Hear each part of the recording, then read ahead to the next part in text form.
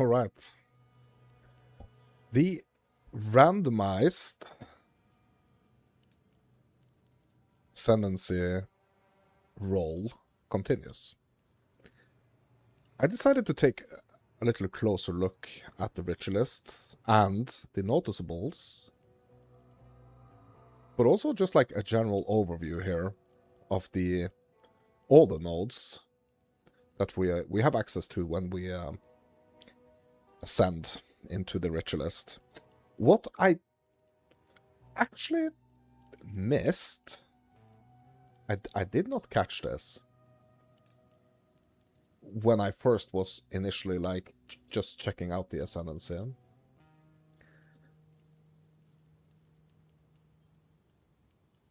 Are some pretty bad nodes. But if you did not watch the first part or the start to this challenge, I'm just going to let you know that I spun the wheel, basically. I spun the wheel for a random ascendancy, just for some prepping for 0.5, and we got the Ritualist. So quite immediately, I thought that, okay, what I wanted to do was I wanted to go for the extra ring slot, the unfurled finger right here. What I didn't notice is that there are three bad nodes that we have to take. Like, we have to take one of them to get to this first notable. First one here is minus 15% to all elemental resistances. Bad. Like, at least this is not something that I want to get early. I might spec into this at a later point. Like, I might respec the ascendancy points at a later moment, but like, I really don't want to go for this from the beginning, I think. So I kind of like also have to think about this, right? It's like, what points am I going to be picking first? So I've kind of changed my mind here. I think I want to go for this one, the Wildwood Persistence first. Because just by taking the first point here, it's going to increase our life recovery rate by 10%. Getting the second one is going to give us 5% increased life recovery rate per 5% missing life. So I think I'm kind of swapping out my strategy here, like what I want to go for first.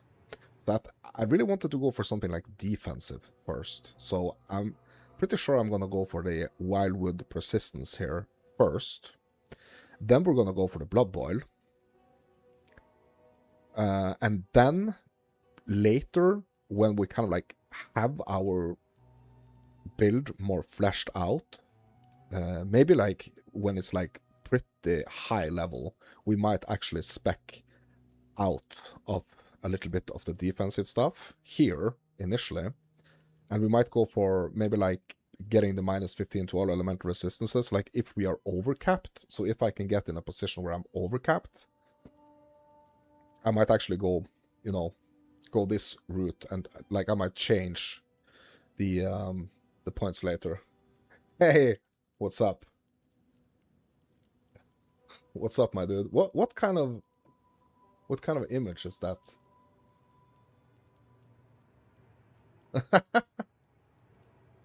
What? What kind of image is that?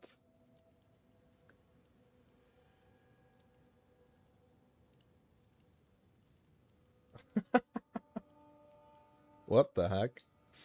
Yeah, it's going fine. I'm just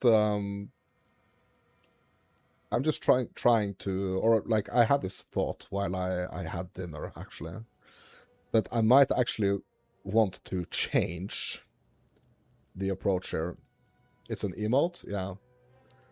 Yeah, so I did a randomized thing here. Just to do something different before launch of 0.5. So initially I was thinking it would be really good to go for the +1 ring slot here, but I don't think that's something I want to do early. So I think I'm gonna do something more defensive here, Wildwood, and I'm gonna get the Blood Boil. The Blood Boil I have kind of dabbled into on an earlier build, but now when I have a little more understanding, I think this is what I want to go for. I don't think like losing 25% spirit or 30% mana or 15% Olores, I don't think that's a good thing early. Won't it make sense to figure out after patch notes? Yes, but the thing is, bro, so what I'm practicing now is like I'm practicing the way I am approaching a specific ascendancy. So it doesn't matter, like it's only gonna improve, you know, my understanding of things, right? So it's just improving the way I'm thinking, just in general, how I approach a character. Unless it gets nerfed. Yeah, but yeah, it could get nerfed, but the point is that I'm practicing right now. These are my options. What are going to be my best options? So I'm not practicing to find the best option for 0.5. I'm practicing the way I am approaching a new character, no matter what. So all these could have been like totally randomized or be totally changed. It's not gonna matter. It's just I'm just practicing my approach to how I build a character, you know? That's basically it. Okay. Yeah, so that's the changes. So in part 1, I kind of decided that I wanted to go for the extra ring slot. But yeah, I'm not gonna do that now. I'm gonna go for the defensive thing, and I'm gonna go for Blood Boil, basically.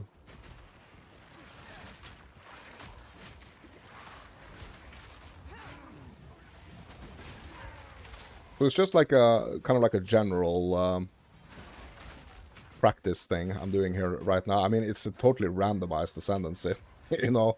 So I just think that's super fun. Because then I'm kind of like I'm not going into it with like already like a predetermined thing that I want to do.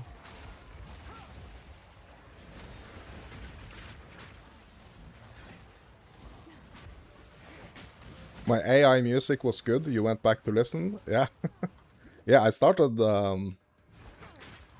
today's first session with your music, actually.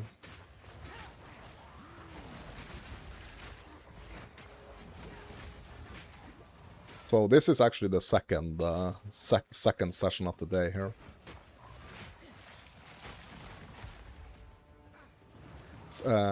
Sounded very Suno, yeah. Yeah, to me, it's kind of interesting that you can actually hear that it sounds like Suno.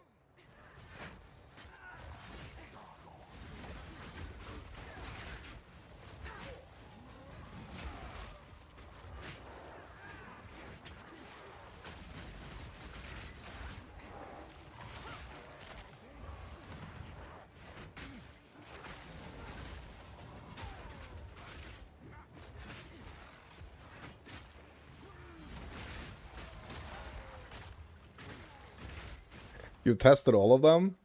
They all use certain build patterns and voices? Oh, okay. I see.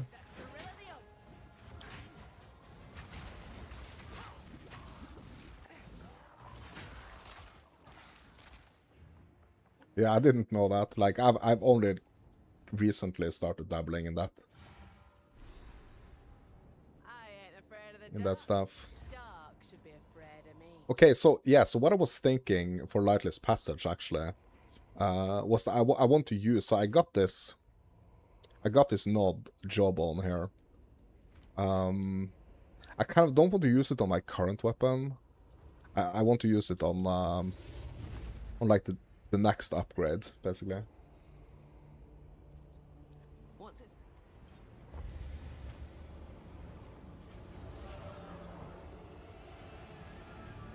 Okay, we got a support here as well. A youth?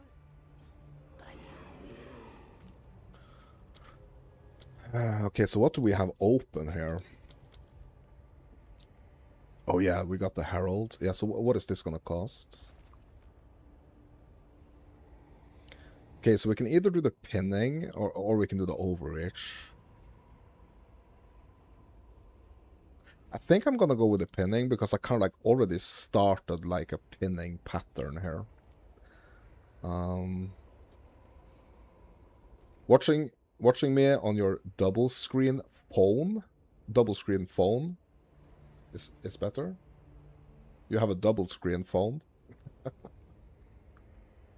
Yeah, so I already started this like pinning pattern here. So I have some pinning on my spear field as well. The pin 2.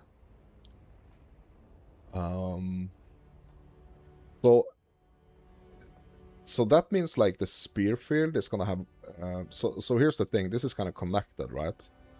So the supported skills have 50% increased crit hit chance against immobilized enemies. Physical damage from supported skill is pinning. So that means getting more pinning here is going to give me basically like greater chance for crits, I guess. So I'm going to get that one. I'm going to keep like going down that pinning route. Yes, a Samsung Fold 7. Got it today. Opens into a tablet. What? You got a new phone. Congrats.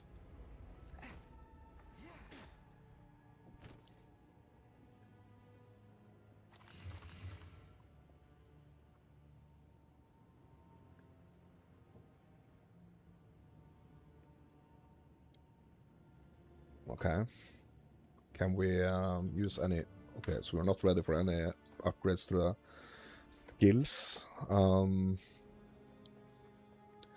Yeah, so at least now we have the well unlocked here. That's good. That was kind of like my initial goal here.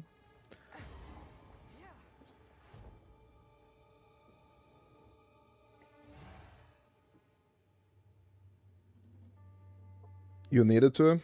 Your old phone was 5 years old. Yeah. It was broken. Yeah.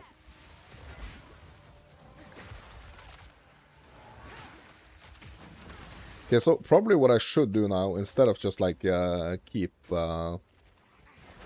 pushing forward here, probably what I should do now is actually probably should actually just see if I can get a weapons upgrade. So let's do that. Let's just port to town. You're getting used to typing on it. It's a skill. Yeah.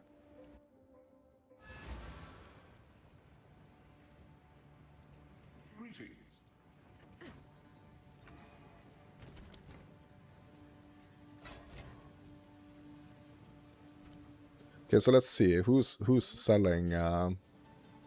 Who is selling my next weapon here?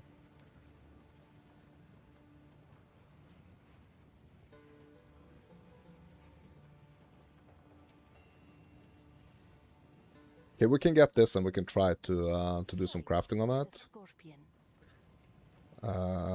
Yeah, because I have no exalts now. Yeah, so what I'm also trying, so like what I'm also really enjoying with these campaign runs right now, it's just like getting into like the flow of upgrading gear and like having currencies and gear be a little bit scarce, so it kind of like forces me into crafting, and you know, I feel like these are skills that like it doesn't matter how they kind of change, you know, the layouts or the zones or whatever. These are just some like general skills that I feel like is gonna matter anyway. Okay, she's not selling any spears, I'm pretty sure. Okay, so I'm gonna have to gamble. And my funds are limited. I'm not gonna be able to gamble a lot. But let's just see if we can get something that, like, preferably is a rare that has some really nice mods on it already that we can kind of like just keep crafting with the gnawbone here. So let's see what we can get. Okay, this is a level 26 requirement. Also, it's a blue. I don't want it. That is something. Okay, 21 requirement. Increase projectile speed. Also, the physical damage leached as life. I mean, that's not a horrible one.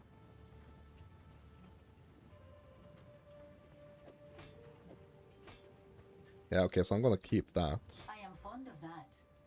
29% increased elemental damage. So the only elemental damage that applies to my weapon right now is my explosive spear.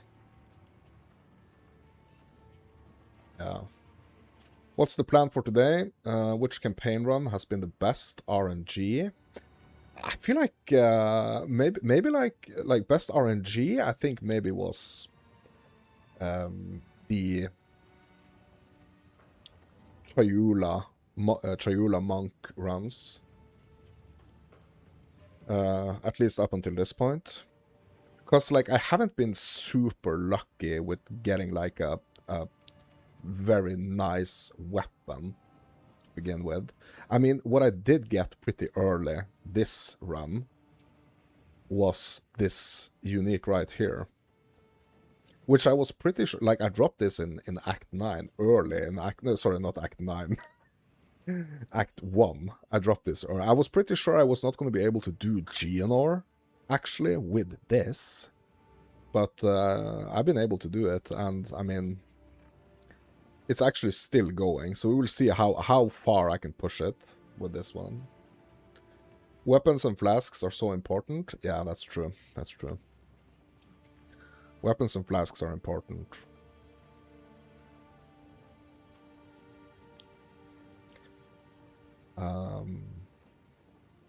Okay, so 29% increased elemental damage. Yeah, so like I said, right now the only thing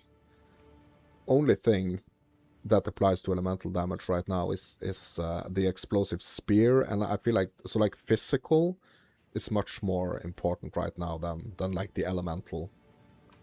I will take this. That is something. Okay.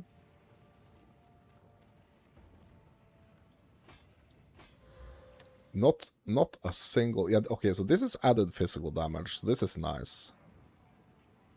But I can't use it yet. What level am I? 25. Okay, so I'm level 25. So I could kind of keep it. And I could keep it and just... If I don't get anything better, I'm just gonna have to wait like half a level or like 2/3 of a level. Yeah, no worries. But I would really like to get something that I can just slap that Abyss craft on, to be honest. +1, level all projectile skills.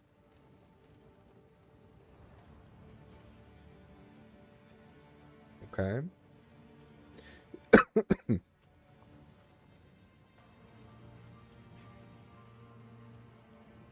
Okay, I'm gonna keep that one. Because we have enough augmentations here to at least just like open up the... like I have enough currency just to open up the first 2 mods here. I am fond of that. Ooh, that's increased physical damage right there. Yeah, this might be the one actually. This might actually be the one.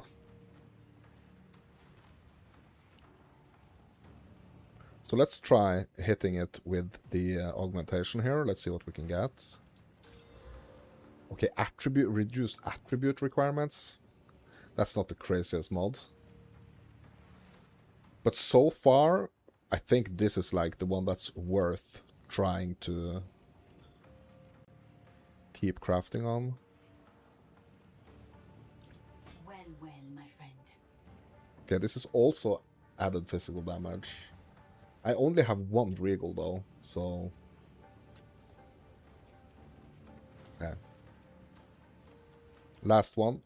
I trust you appreciate that. 2 life, okay. I am pleased.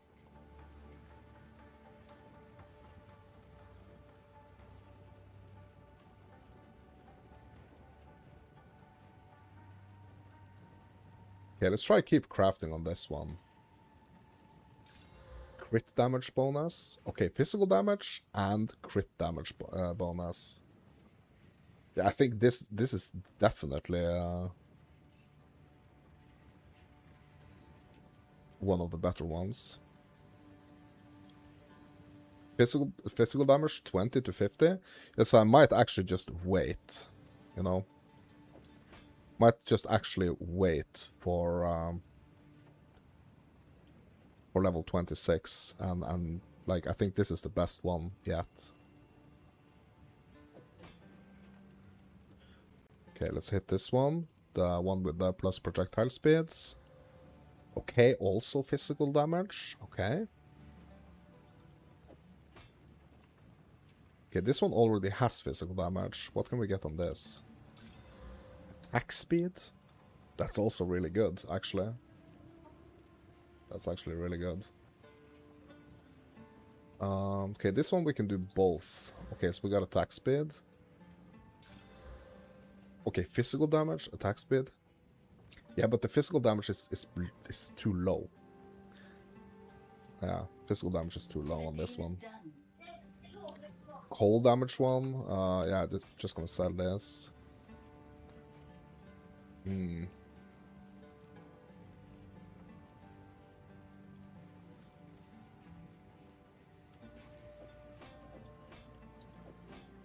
Think it might be a battle between these two.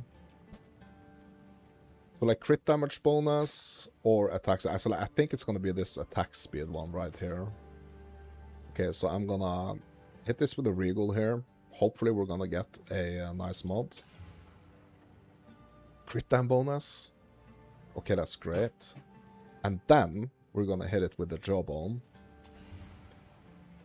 Okay, that's nice. That's really nice. It doesn't have any dexterity, so I think I'm gonna have to like rearrange a little bit of my attributes. But I think that's gonna be just fine. Okay, so let's keep this. These ones I'm just gonna sell again. Okay, so let's head over to the well. See what we can get on this spear.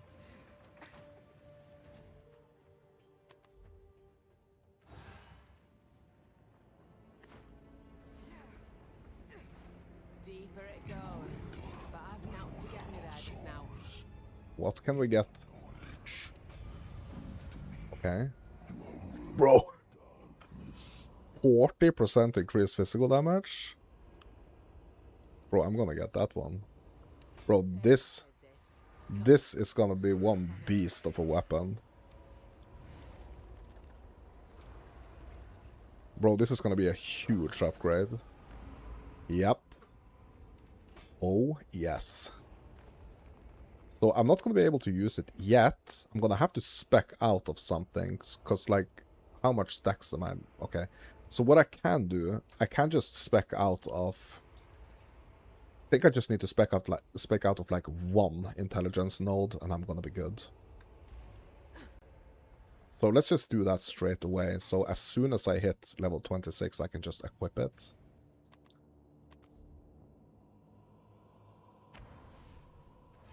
Let's just spec out. Hopefully I have the gold for it. Ought to rethink the approach. Not that one. This one. Yeah, okay. It's not that expensive. So we're just gonna turn this into Dex. Now we're gonna meet the requirement here for the attributes. The only thing that we're missing here basically is the level now. Just gonna put away this spear. Oh yeah, and also, bro, also we can actually add even more. We can add even more physical damage to it. Boom. 3479.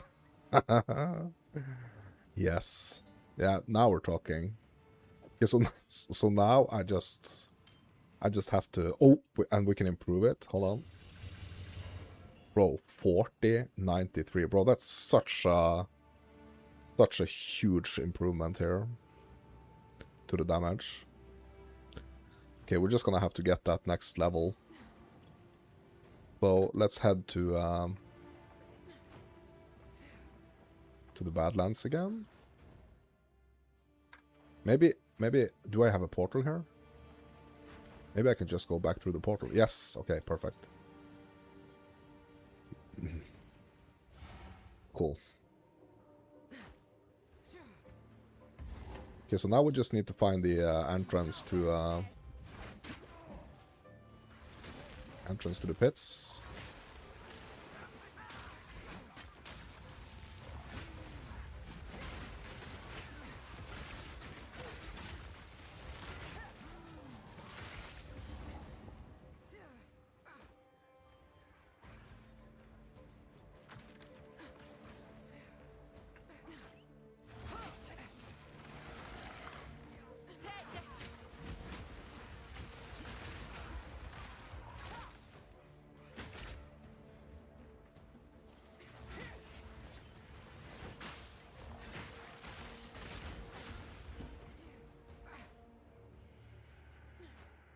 Hoping for a quick XP here, so I can just equip that new weapon.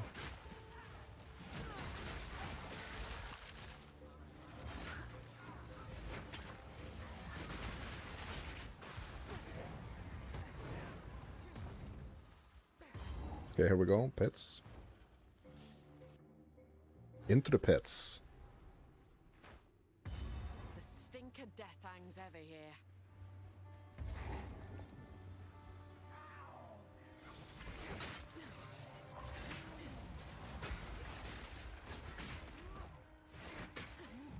Yeah, this is by far, like, I feel like even though, like, I have much more experience with, like, other ascendancies, I feel like this is just way stronger. So, like, it could be because, you know, I'm just getting better, you know?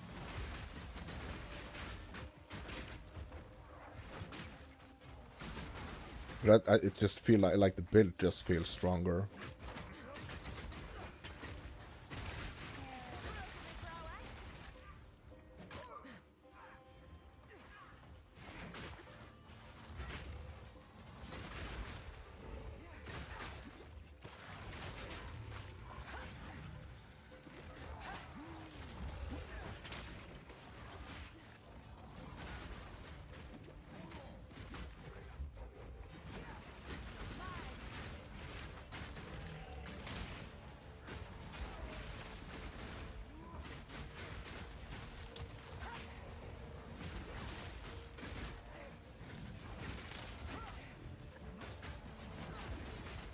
So we are getting rid of the Twister soon, going for the Blood Hunt instead.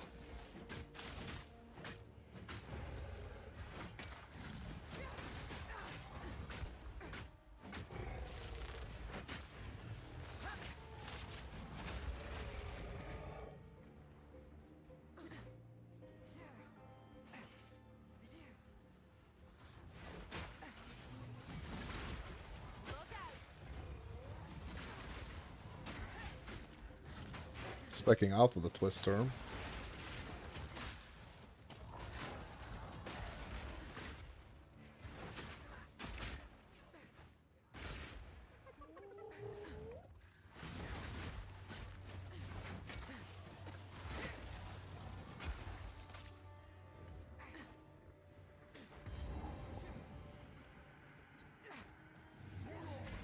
And I'm at the moment pretty sure that I'm gonna go for the Wildwood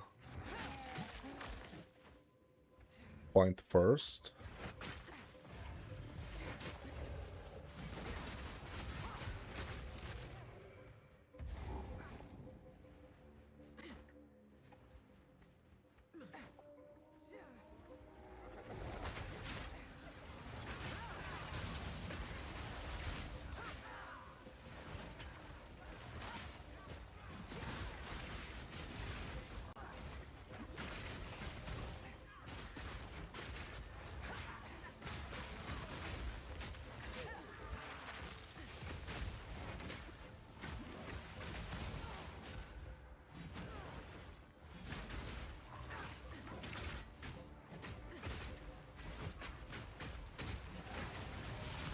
A worthy foe.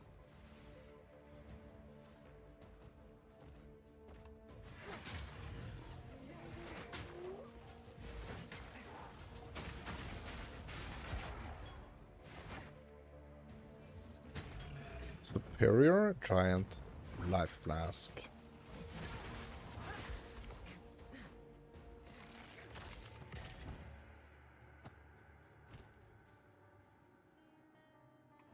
$381, okay.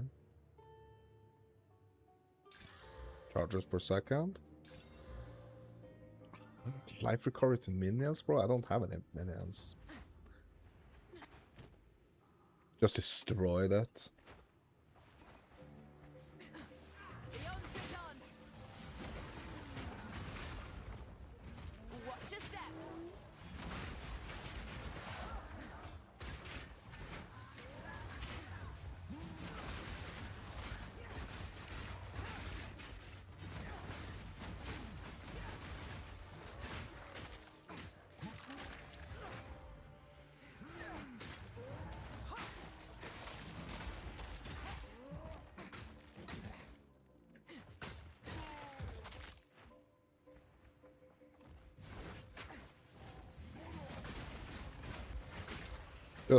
Just give me my level so I can really feel that new power with a new weapon.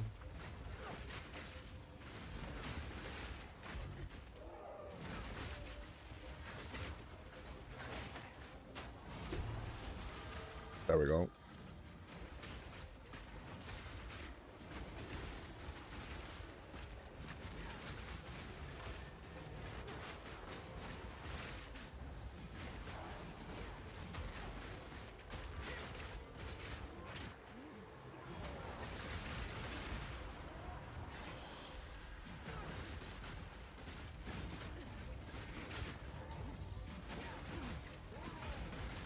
Okay, we're just gonna swap the weapon here.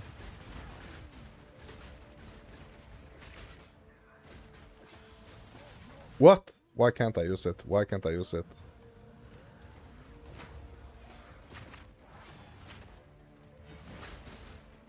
Oh, bro, I think it's the dexterity.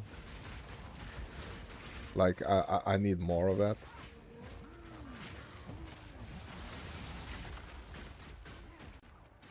Yeah, I need to go and fix the attributes.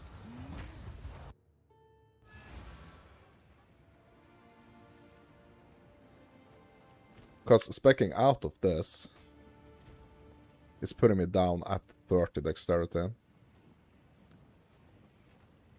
If only I were quicker on my feet. Greetings. Back to basics. So we're gonna need more dexterity here.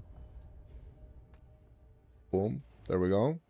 Now we can use the weapon. Alright. Let's get a feel for our new power here.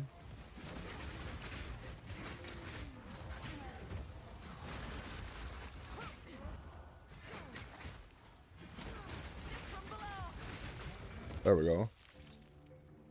Better. Yeah, more attack damage here as well. And the maiming here. Because we lost the maiming by swapping out the base type on the spear. But we kind of gained it back now. Take this.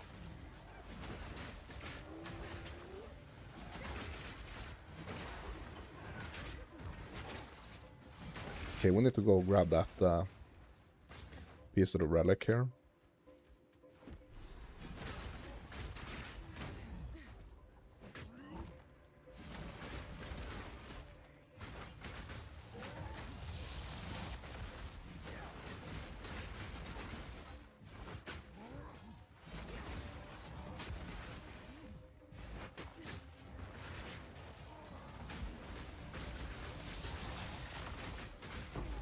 There we go. Another iron rune, that's good.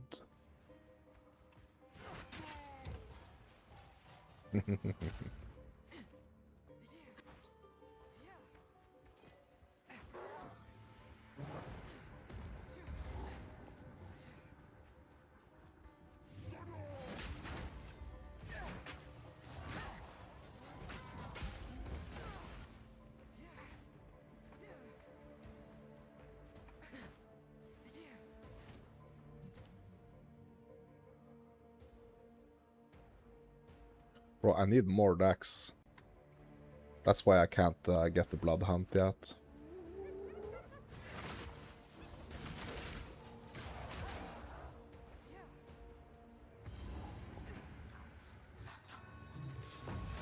Reckon I'll add a few more bones to the pile.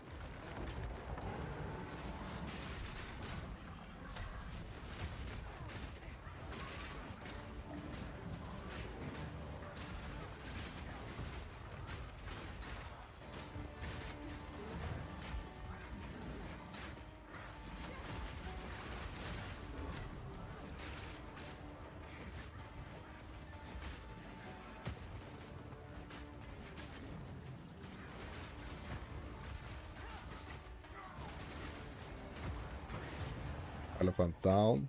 Now you.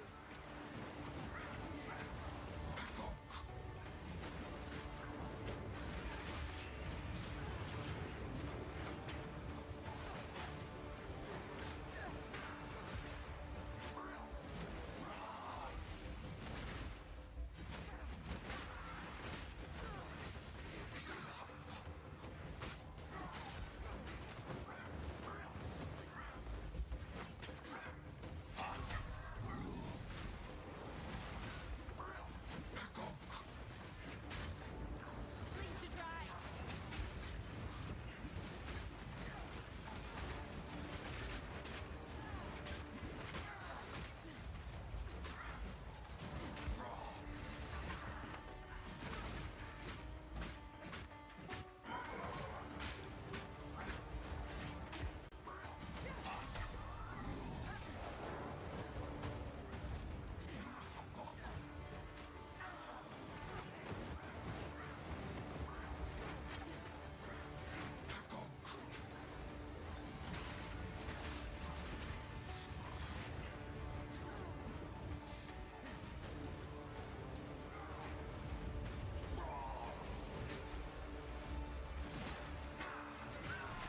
Alright. Nice. Now just what I was looking for.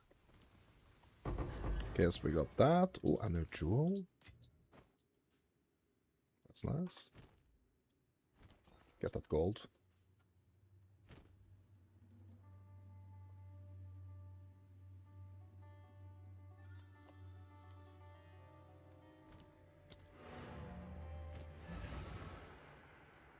Check out the jewel. Minions have increased critical chance, yeah. Oh, how I wish I was a minion right now. Oh, not that I was a minion, but a minion build. I'm kind of happy actually with the with what I have.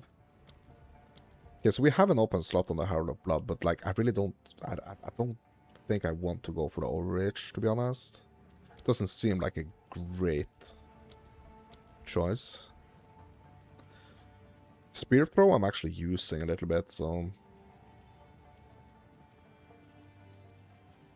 Less skill speed, 2 additional projectiles, less damage. Rapid attacks. Multi-shot. Armor break. Bounty. Yeah, I think I'm gonna go with the rapid attacks actually. I think that's like the best option right now.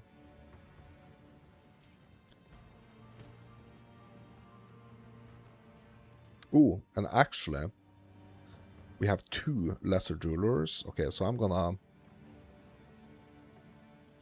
put one on explosive spear. I'm gonna put one on rake. And as soon as we get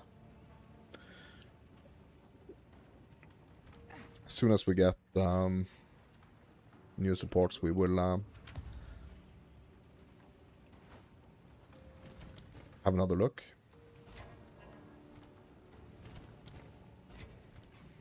Speak up. Oh, right. This could be useful.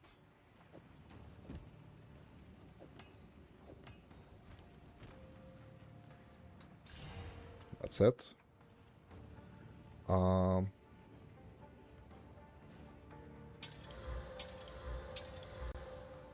Some upgrades to the flasks. This one we can just sell. I've got some here. Have this useless gold. Okay. Stay in sight. All right. So it's time for Titan.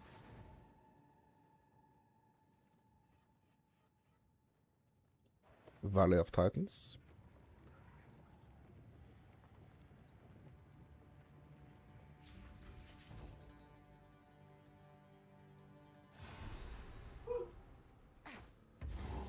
This valley were carved, and not by man neither. Step away, yeah.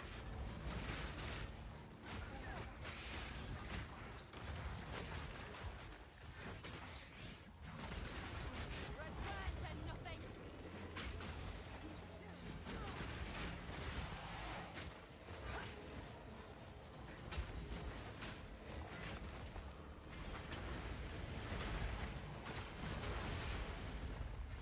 And as soon as I get the level now also, I want to get the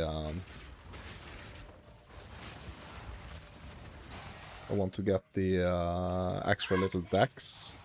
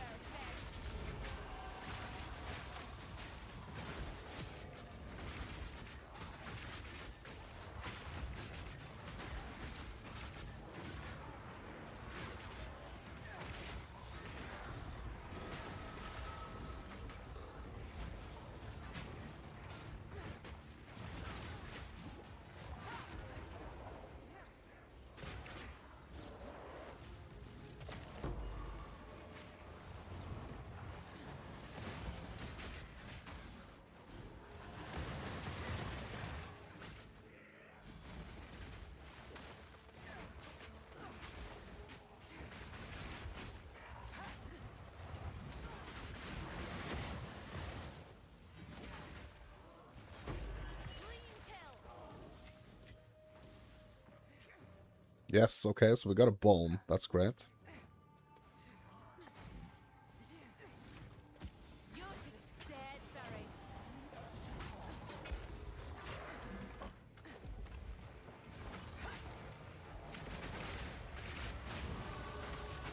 Okay, now we got that level.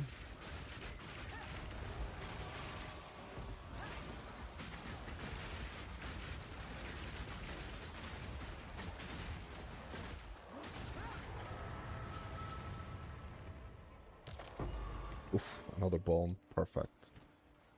Okay, so we got one for weapon and quiver, and we got one for armor.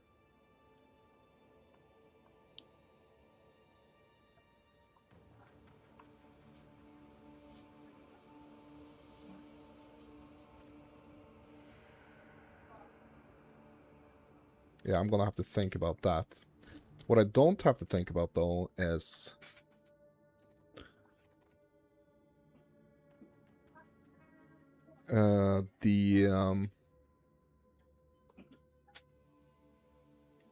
What I don't have to think about is the attribute I need to get here. So we are at some point moving down here. Now we got that extra dex we need for the blood hunt. So we're gonna get the blood hunt. And we're gonna replace the Twister with a blood hunt.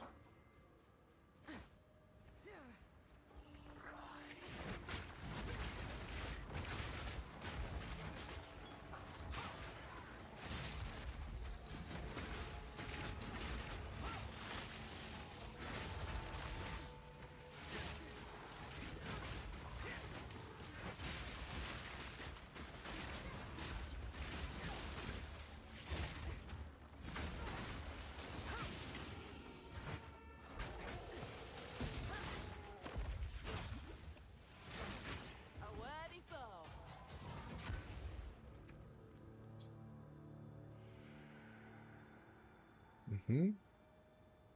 Cannot be ancestrally boosted, okay.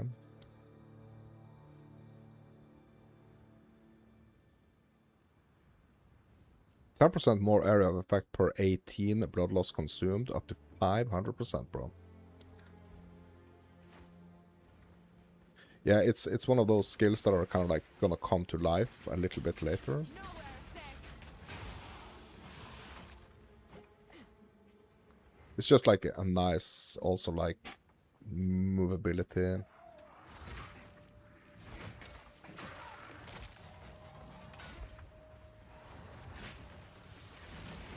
Kind of like a more of like a finisher.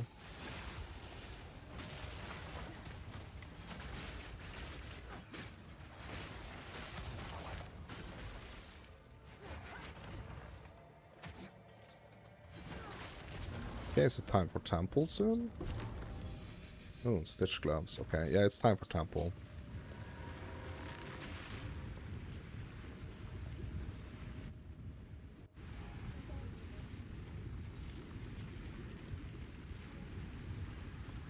Yeah, it's good. We just upgraded that weapon, and we upgraded the weapon, and we got the blood hunt going here.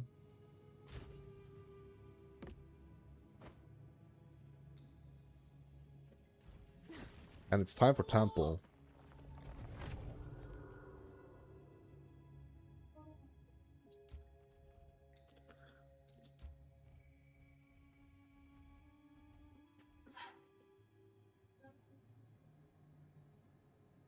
So this is gonna, yeah, it's increased rarity of items drops by monsters. So it's the sealed vault is probably not something that I would like have at the very start of my chain, right?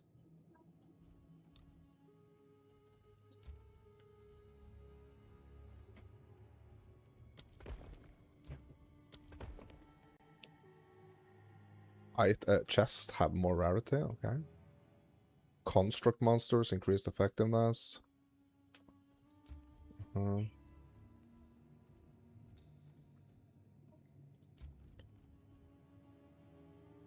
Guess I'm just gonna try to put them close over here. Okay.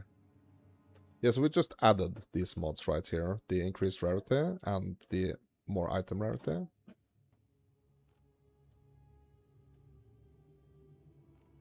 I don't want to put any like nasty mods on right now.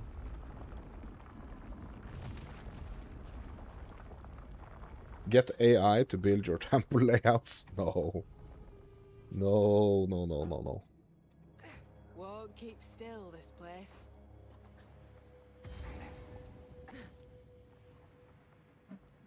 Look out!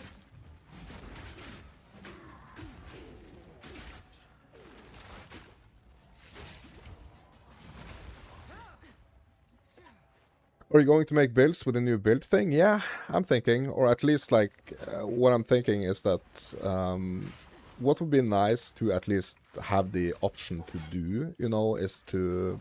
If someone wants, you know...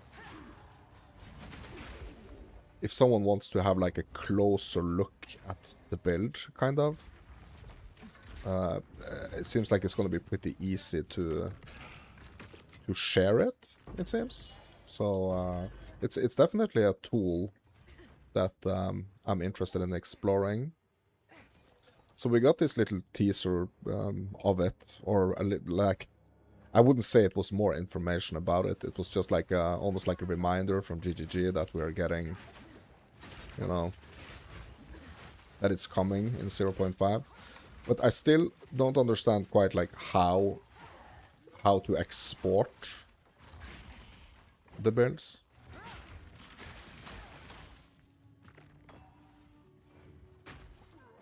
Seems like a good way to get into the PoE2 community.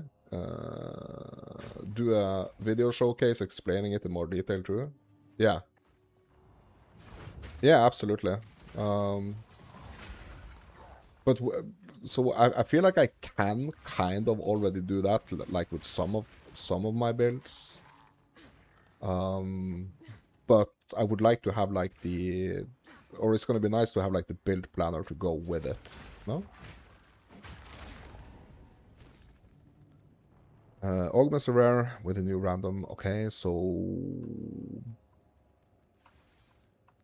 Shield has place for mods.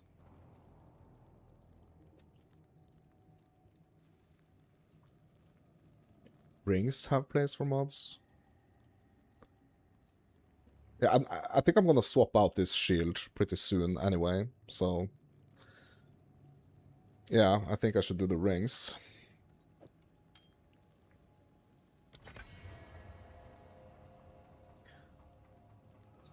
Max life, I guess.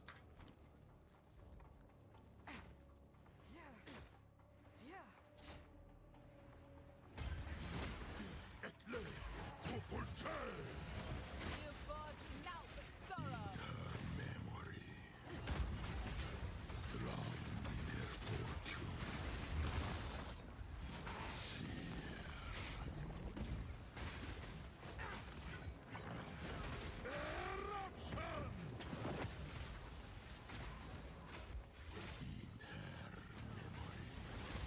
A heavy hand and an empty heart. Okay.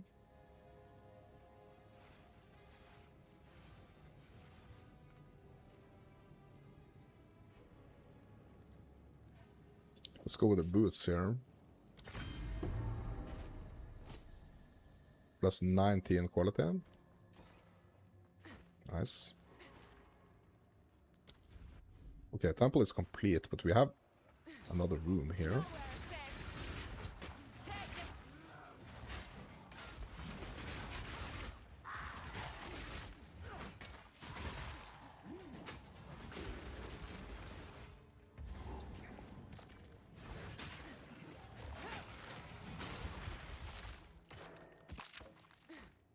Okay.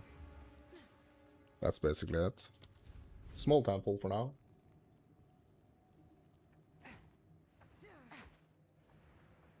Yeah, no, so I think that new, like the build planner is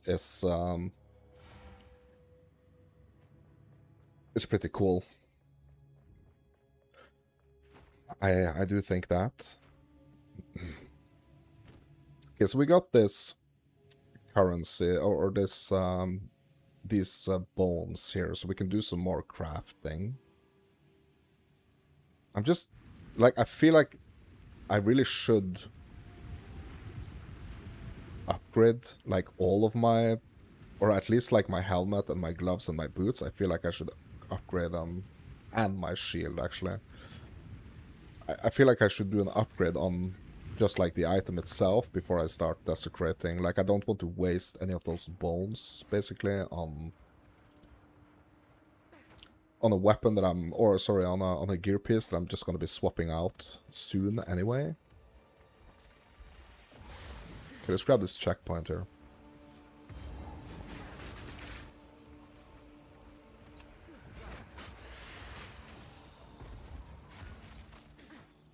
I need to find the rest of the seals.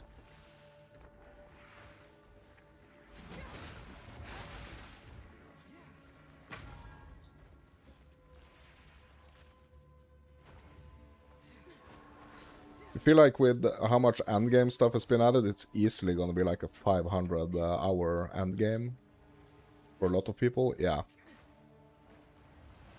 absolutely.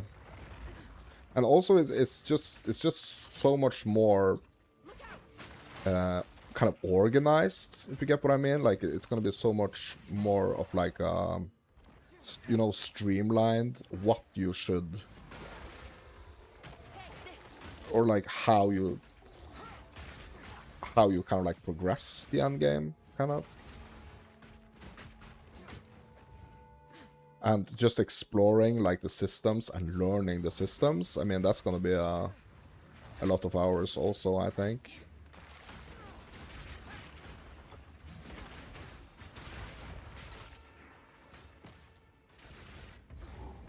Yeah, I think it's gonna be the biggest league so far.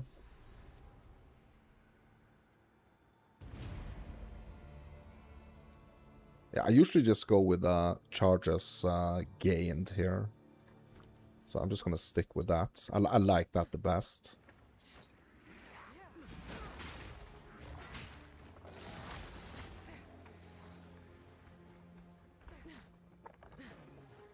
Yeah, and 1.0 is gonna be even bigger. Yeah,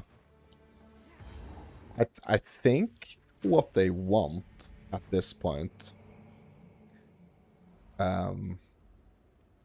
is to get the remaining 2 acts in, but also the remaining classes. I think that's what they're aiming for, because like, what could potentially be bigger than like the rework and stuff they're adding right now?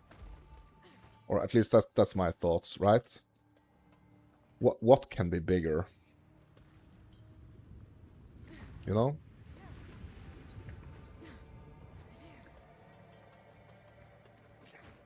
Act 5 is 0.5. No. No new acts in 0.5. No new acts.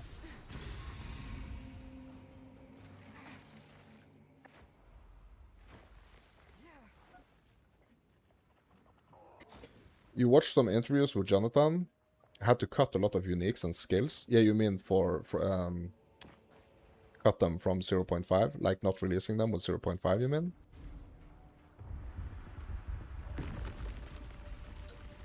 Yeah, we are not getting any new acts for 0.5. So that means for 1.0, at least we're getting 2 new acts, right? But it's like, yeah, sure. But like, we need something more than that, you know? And for it to be kind of like a big launch, I think they are going for everything. But they have kind of like overestimated their capabilities, you know, to necessarily follow through. So I think they are very careful now. They're very careful with what they are adding, or what they are saying right now, what's gonna like come for 1.0. And I think that's smart, not to be too yeah, not to go out too quick because they don't know how long that's gonna take, you know. What we do know is that they basically said that the full campaign was like 80% done in like, when was that, like 0.3 or something.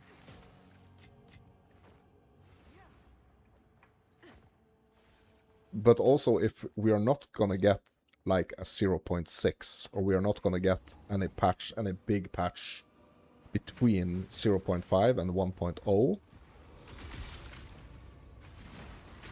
they are gonna have quite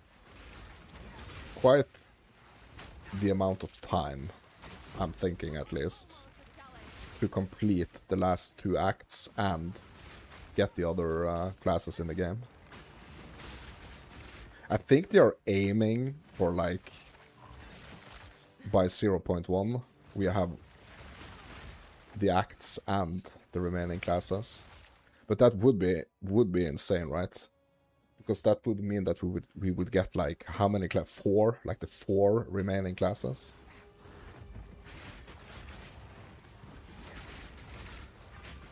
In 0.1, 1.0.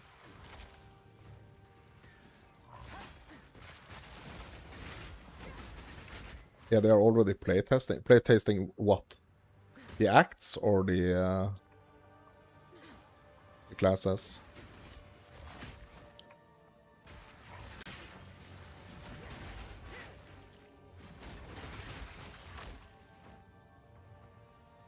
Act 5?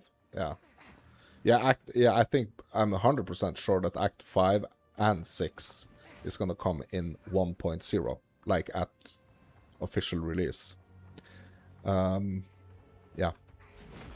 Question is, if it's gonna be so is that what we... So like, what does a huge launch mean? A huge patch mean, right?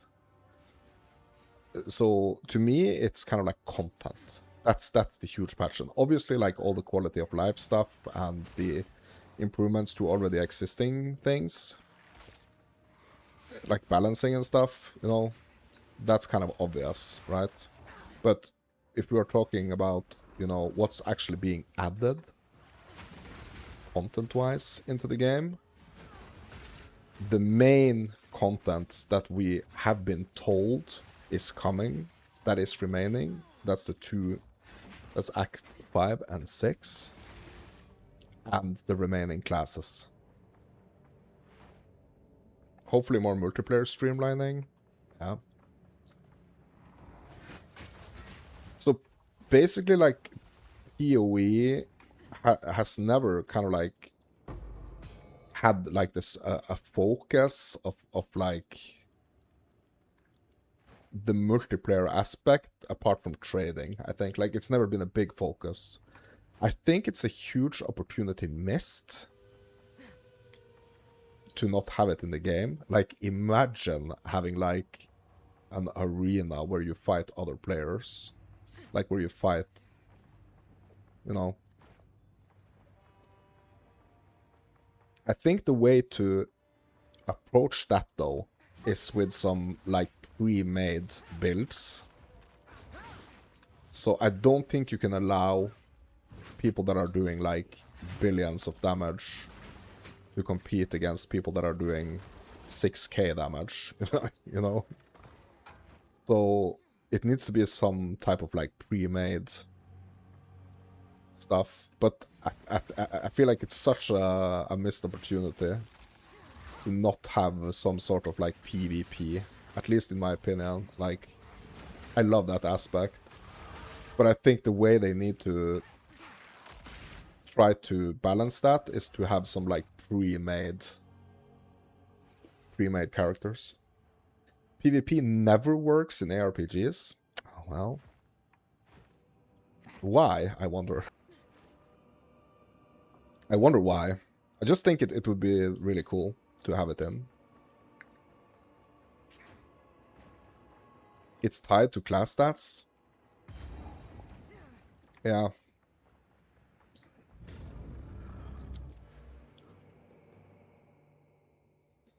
Okay, increased magnitude of poison. That's not where we're going. Yeah, hazard damage. That this is what I actually wanted to get here. You know what? I'm just gonna wait a little bit because we're gonna see if I need any attributes for my gear upgrades. Ooh.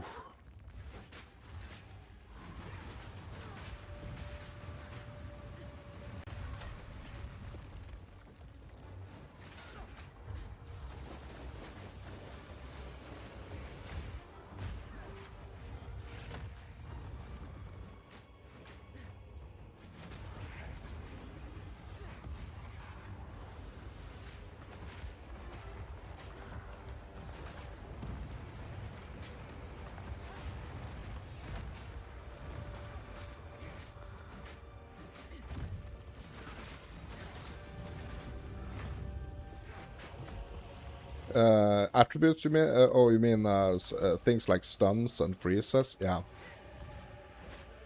Or tied to class? Yeah. Yeah, but if they had like pre-made, you know, if they had some pre-made pre-made builds, I mean that would actually, you know, force them to do balancing though. Like it would really force them to focus on balancing.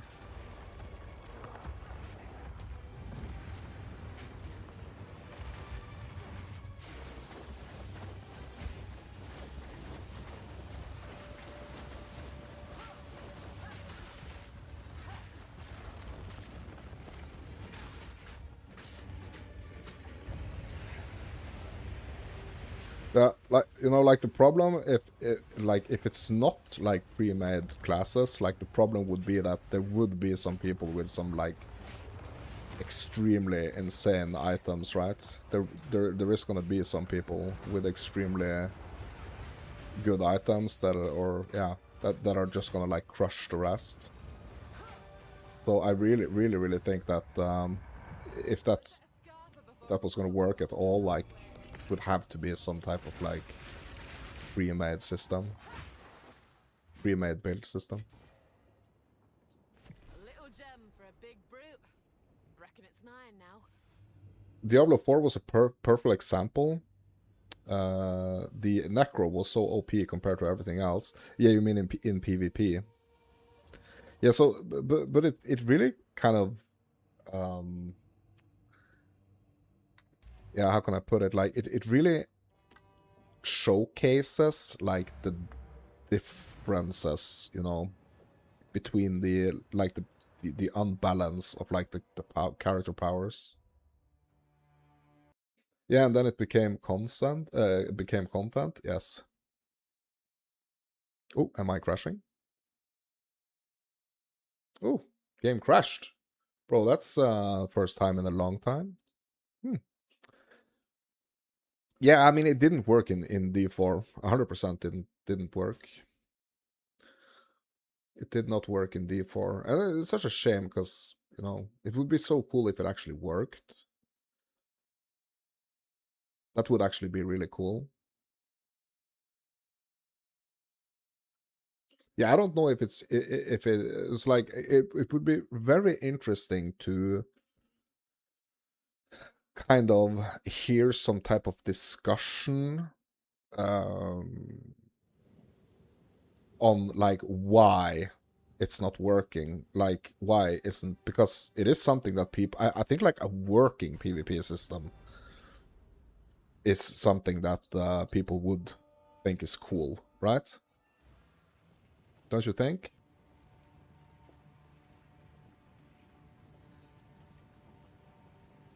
There is this little area in PoE 1, the arena area, where you can go in and you have no idea who's gonna be in there. Now to prove I'm worthy of it.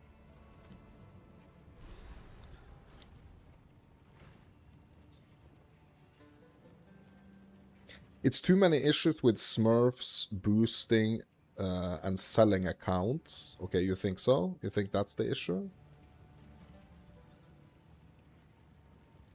But if you had a system where it's kind of like you kind of queue up, or there is a Yeah, I think you need to do that, and it needs to be like a predefined system. Like, so MMOs are doing this, right?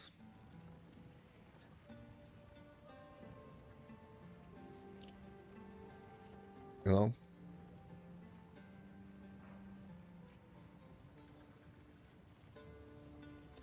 Okay, so what do I get on my explosive spear here? Okay, the Rising Tempest gives supported skills 12% more elemental damage for each skill used recently of a different elemental type. Okay, so that's not gonna work. Short Fuse, supported skills have 40% less detonation time. Okay, that's the one. Yeah, we're getting that one. Okay, any other supports? No. Okay. Here for a story. I'm here to turn in this horn. It is time. You have your orders.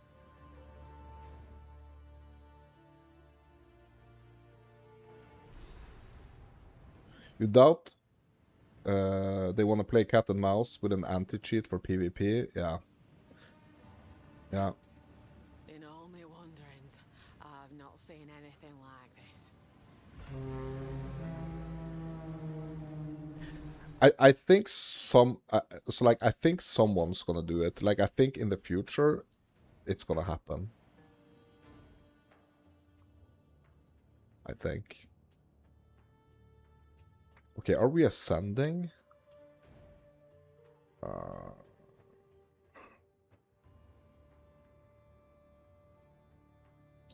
Yeah, not yet.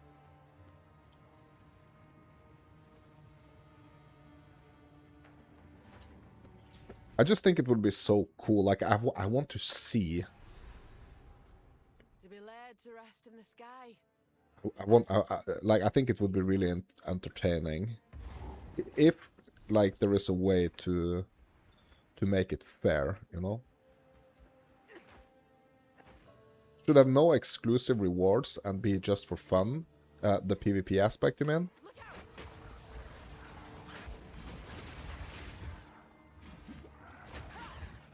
Bring it on. Have you seen how laggy co-op is? Yes, I have seen it. I have seen it, unfortunately. So, what actually works kind of good.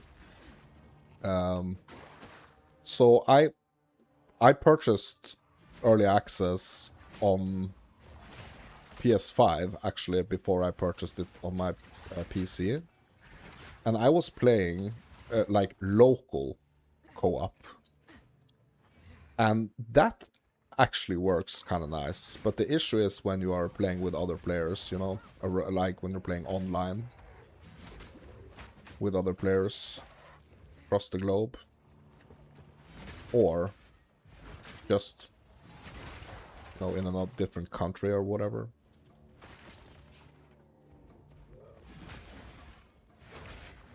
Yeah, it's local, like playing local. It works, and it's actually really fun as well.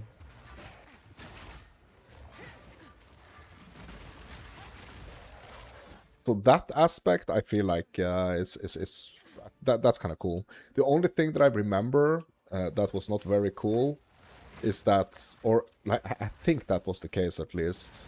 There are some issues like if one player is shopping, because you know it's not split screen. You're both on the same screen, right? So if one person is at the vendors, like it's gonna stop the other person from running around, doing whatever, you know. Soften the wound. When you're playing local.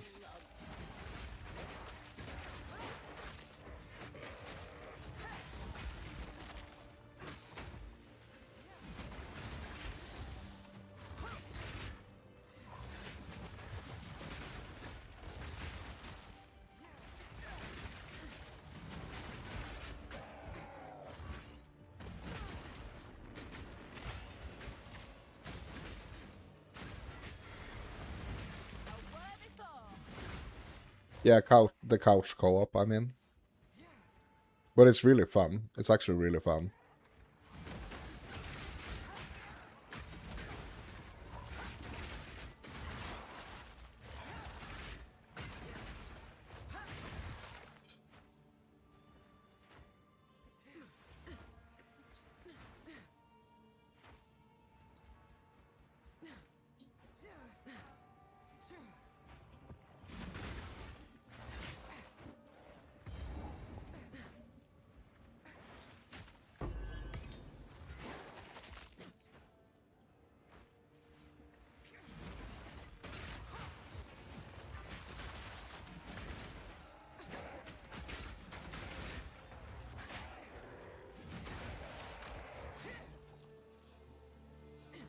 Yeah, couch co-op is always fun. It's a dying art these days. Yeah, but I think that's because you can kind of like get the same feeling just by playing with people online. Because you can talk to each other and you can I mean, it's obviously it's not going to be exactly the same thing. Like, it's fun to be in the same room, but it's like it's as close as you get, without being in the same room.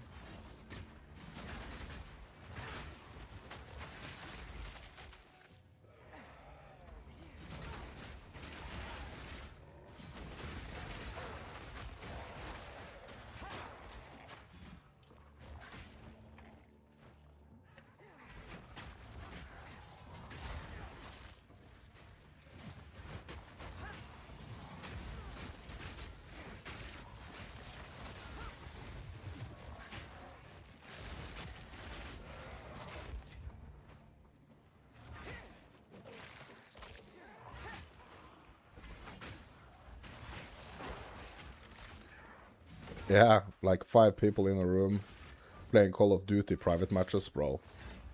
Those were the days. I remember we was playing like GoldenEye on the Nintendo 64, that James Bond game. GoldenEye, that was so fun. And what else did we play? We played yeah,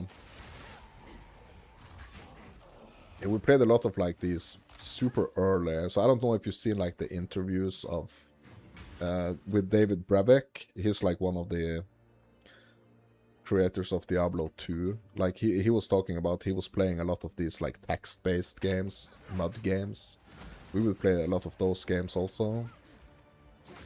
So you have like kind of like the casual ones, or like the games that are more like casual oriented, and then you have like the deeper ones. Like we used to have this one guy, he used to host these like LAN parties, and he had like a bunch of computers. Like, I mean, these were like super low end, but we didn't need like the powerful computers to play these like text-based fantasy games, And he had this freaking deep knowledge. It was so crazy. Like everybody would like ask him for advice all the time.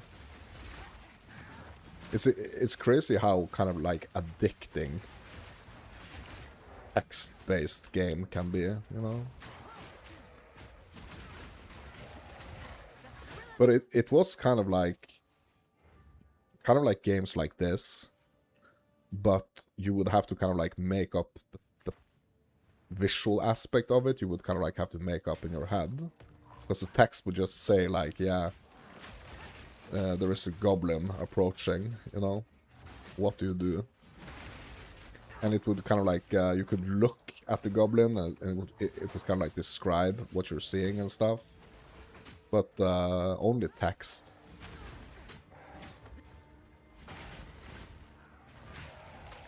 Yeah, you need imagination, like when reading a book. Yeah, so that's what I feel like. What these ARPGs are kind of striving to be, or what they should strive to be. Like the fantasy, the character fantasy, like that's kind of like that's really what the players want, right? You want to kind of like have an idea of something crazy that you want to make, and you just want to have like all the tools. Like I can't. So like what I really hope is gonna exist at some point is someone's gonna look at PoE and PoE 2, or just like the PoE franchise. They're gonna look at PoE and they're gonna think the same way that someone thought, or the same way that the Path of Exile developers thought about Diablo 2, and they're gonna take it like even further, and you're gonna have like this bunch of different like races and classes, and yeah, just this like enormous just like this enormous pool of tools, and I feel like that's what Path of Exile is doing extremely well. Like that's like really what Path of Exile does well. Is like it's supplying us with like a ton of different options, a ton of different ways to achieve a certain goal, and they are also supplying us with like the challenges to test our theories, you know. So what I really, really hope is that they're going to be adding a lot more skills into the game, so that there is like a lot more of like a variation of what you can play, so that it's not only like, you know, a few, you know, very viable builds, but that basically you can, yeah, because I feel like the skills is a lot. The skills is really, really what kind of like makes the character fantasy, right? The skills that you're using, right? And the way you're able to customize them.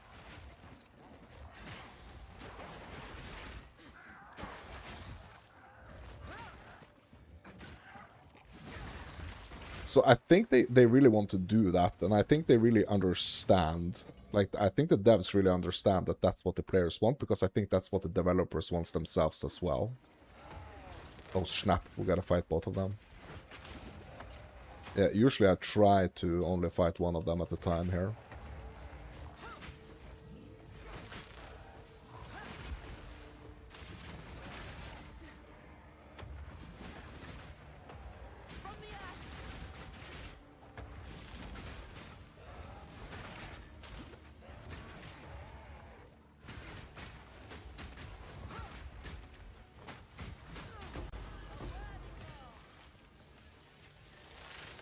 Whoop, whoop.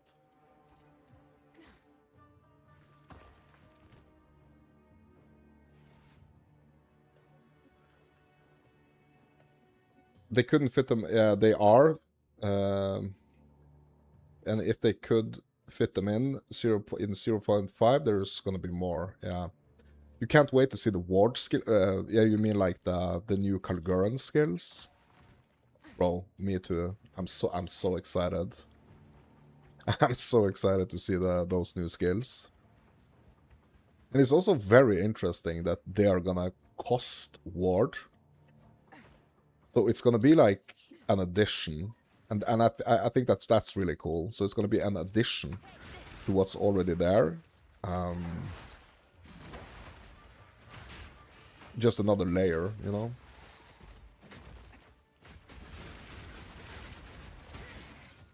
It's gonna be really cool. Really, really cool.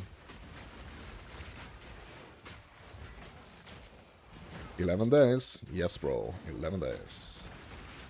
But there's so much, you know? There's so much. Yeah, I'm gonna have to do a session where I kind of like sit down and just write down all the things that I'm excited to test. Because I think there's gonna be so many, you know, there's gonna be so many things to try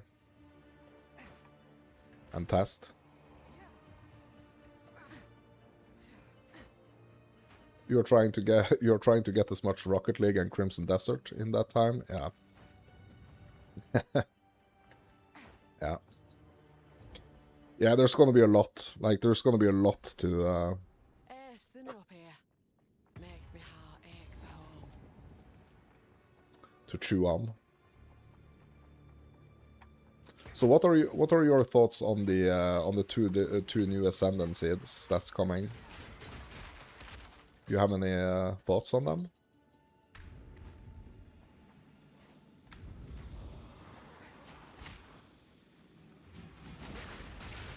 What do you think?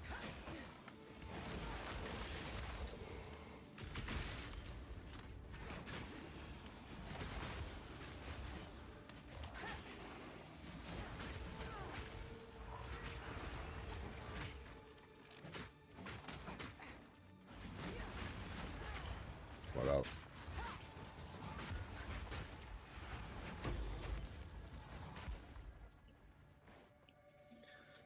You like the look of the monk? It's actually making you think about playing monk. Okay. So you don't like the look of the Spirit Walker?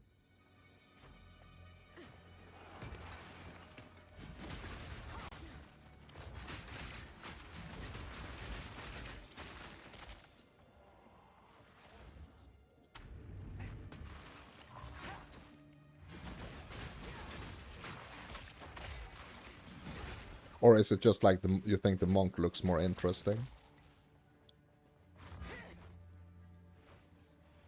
You think for fast clearing, the unique bosses is gonna be clunky? Yeah, but that's just one aspect. I mean, you could play Spirit Walker without doing the boss taming. What do you think about the other? There are some really cool other aspects to it. I think it looks like the different spirit animals and stuff. The bear, the stags, and the owl.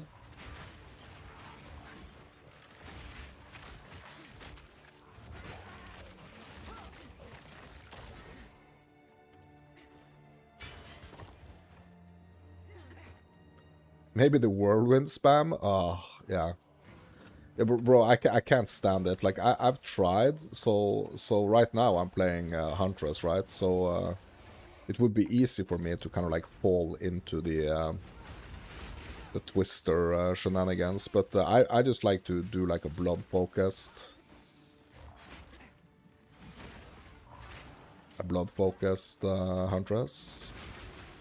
I think that's the coolest one. So this Ritualist is actually my favorite between like the two different ascendancies that I've sorry, the two different styles I've tried.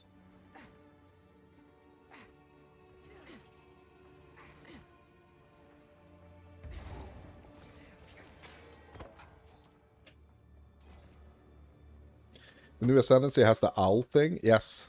So what it has is like you can kind of like specialize into either the stag, which is these like running stags that are gonna like stampede everything.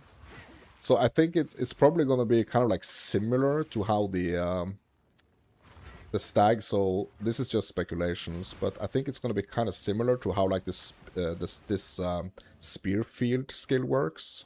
So I'm gonna try to show it here.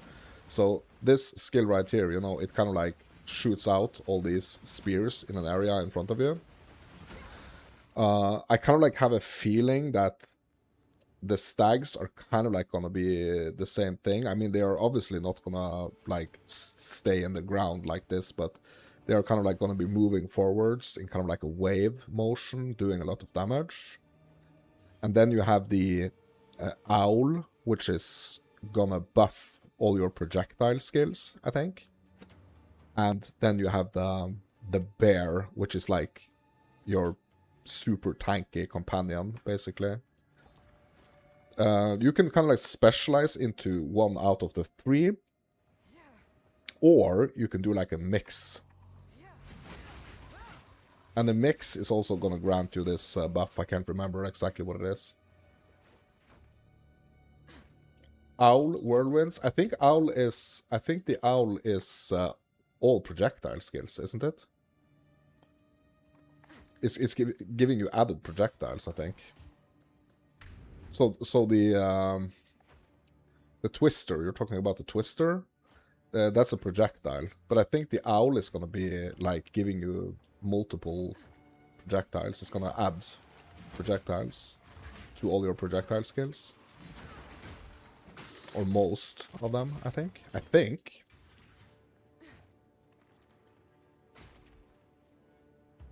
Yeah, you're just going off the owl effect on monsters. Oh, yeah. Let me see if I can find...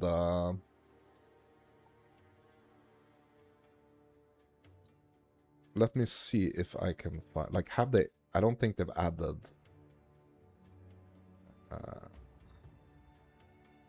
Okay, we have the Spirit Walker here. Okay, we actually have the tree now? I didn't know.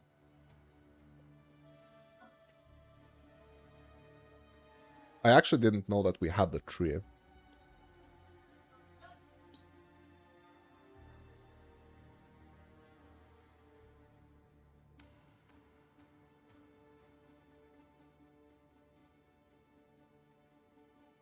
Yeah, we don't have, so like we have like the sketch of it, but it's like we don't have like a lot of info here. Yeah. Yeah, so there is not like a lot of, I guess. Oh, hold on, wait. Okay, here it is. Never mind. Okay, hold on. Okay, is there any way for me to zoom in here? Magnify image.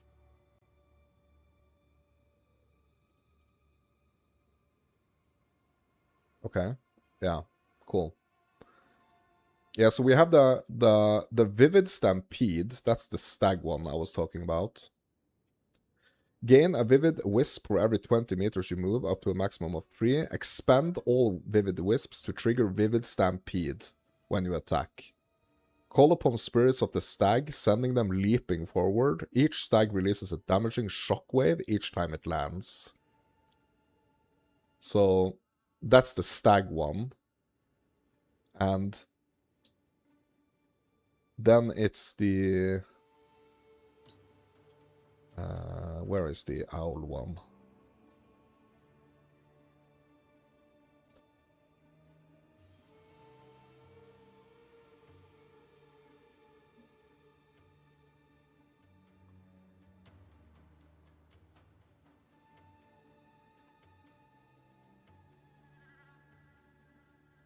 Yeah, it's the Primal Bounty. It's this one. So it empowers the next projectile spell you use, causing it to create additional projectiles and fly faster. Empowered skills fire 2 additional projectiles, and also the empowered skills have 68% increased projectile speed.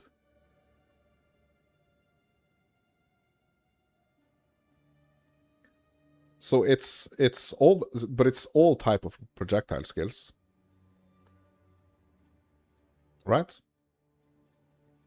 Because it empowers the next projectile skill you use, causing it to create additional projectiles and fly faster.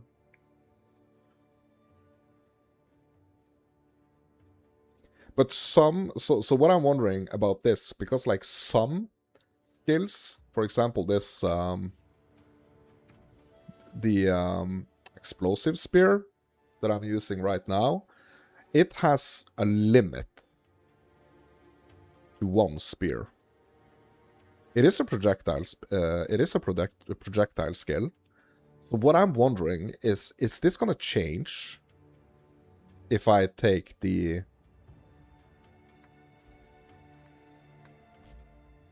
If I take...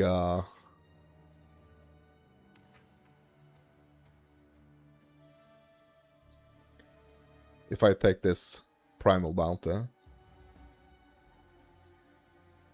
It should do? Yeah, I don't know, because it is limited. It says that it's limited, so I don't know. That's like typical PoE.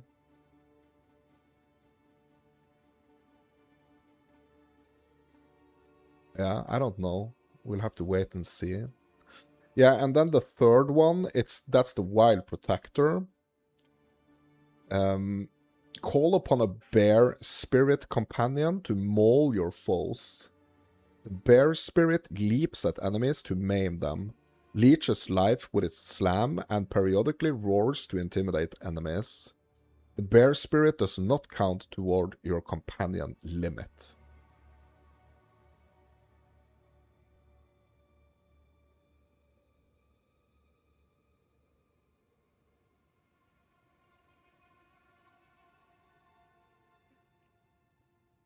So what I was actually hoping for with this one was like, I want the bear to buff me. Like, I want the bear to buff the character. That might actually be possible, though. You wish bear inflicted bleed?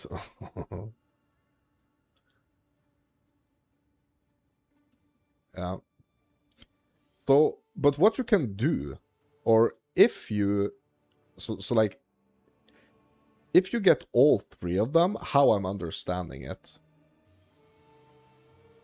So, if you get all three of them, so if you allocate Wild Protector, Primal Bounty, and Vivid Stampede, so that's the bear, the owl, and the stags, if you allocate those three, right?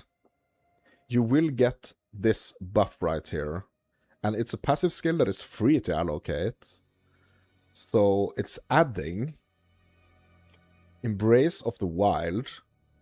The Bear Spirit gains Embrace of the Wild, which is protects the Bear Spirit's allies while they are in its presence, granting them 2% of maximum life regenerated per second and causing 8% of the damage they would take to be taken by the Bear Spirit instead. So this you can get. So like this is an extra effect that you will get if you get all three of them, not like specialize into one.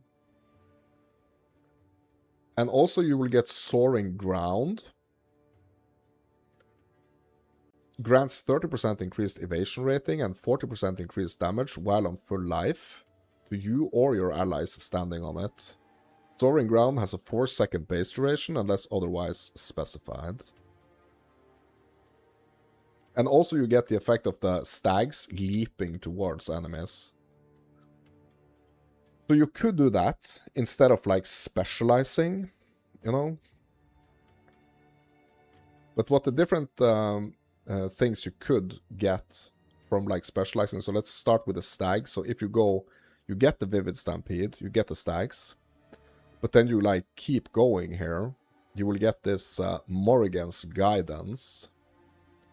Gained a Vivid Wisp when Vivid Stampede ends. Stags deal 20% more damage per leap, and stags have 20% more shock magnitude. So it's basically like a buff to the stags. And if you keep going with the owl, you will get Macaw's Gift. Dodging can expand up to 3 owl feathers, granting Primal Bounty 100% more. Granting a Primal Bounty 100% more empowerment effect per additional feather expanded. And you also gain the feathers 50% faster. So that's what you're getting if you're specializing into that. And for the bear, it's the Kappa's Balance. Companions deals additional attack damage equal to 60% of your main hand weapon damage.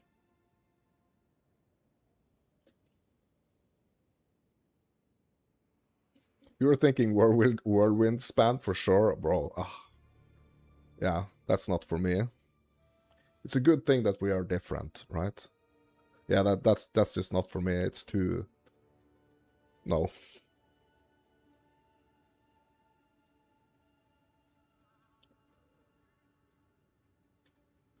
Yeah, so those are like the... Yeah, that's the interesting ones, right? Or, I mean, obviously we have the tame unique monsters, right? The natural order. Tame beasts can capture unique beasts. Can have up to 1 unique tame beast summon. Unique tame beasts have 30% increased movement speed. You missed the spark meta, bro. What the heck, bro? Come on. Come on, bro. Yeah, but you said that you were actually more interested in the martial artist, right?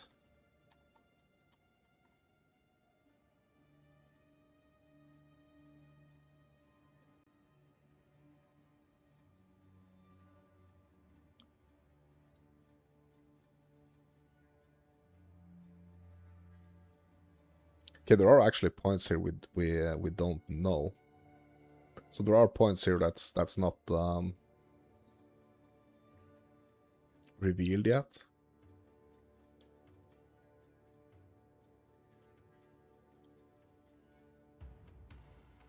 Okay, let's just start here with this one right here. the hollow focus technique. While active, ghostly bells periodically appear near you. Your hits immediately destroys the bells, creating a shockwave that damages nearby enemies and causes a heavy stun on enemies that are primed for stun. Bells themselves are always primed for stun and can be culled.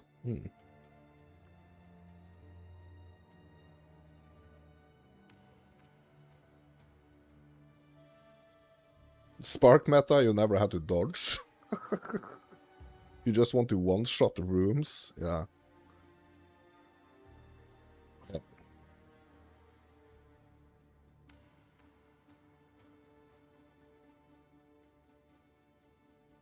W Spider-Man?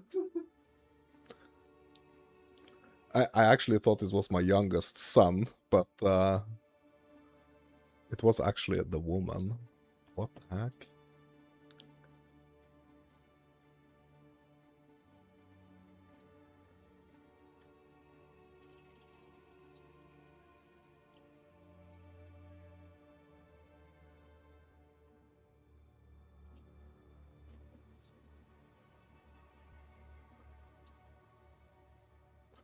Yeah, so what do you think about this? What do you think about this bell skill right here? The hollow focus. Like, I never understood. Like, I don't know what it is, but it's just something weird about like the bell that's already existing. I think in the game because the monk already has like a bell skill. Yeah, it's just weird to me as well. Like I understand you're supposed to. So like if you throw out the bell and you kind of focus the bell, damaging the bell, it's kind of like gonna create some type of like shock waves. It's just to me at least, it's just a little bit weird.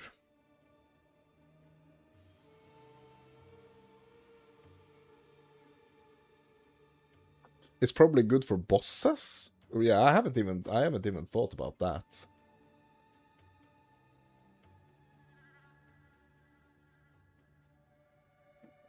I actually haven't even thought about it in that way.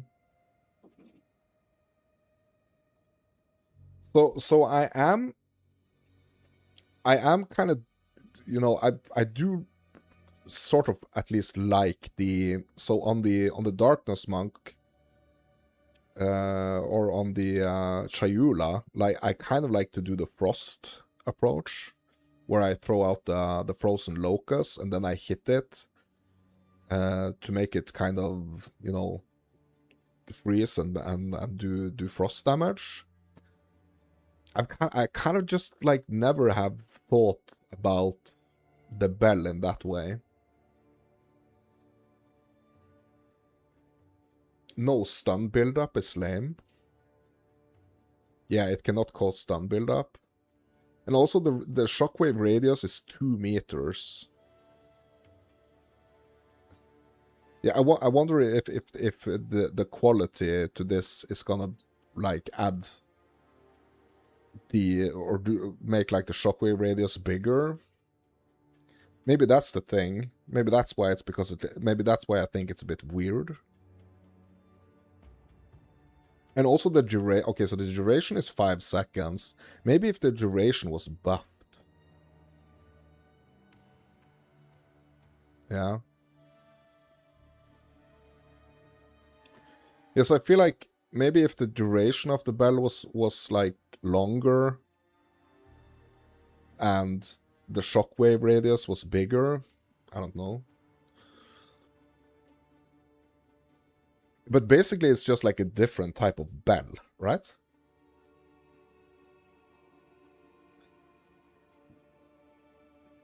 Like what's the difference?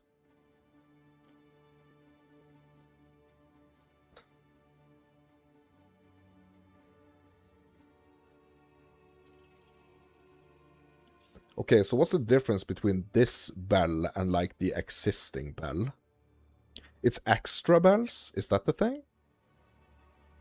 But there is a limit. It's only one active bell. Right?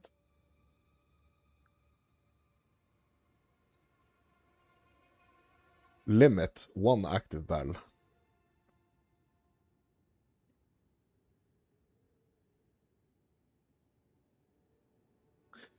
I guess like the main difference here, the main difference here is that the other bell, or like the existing bell, that's like an active skill that you have to, you kind of like have to put out the bell, right?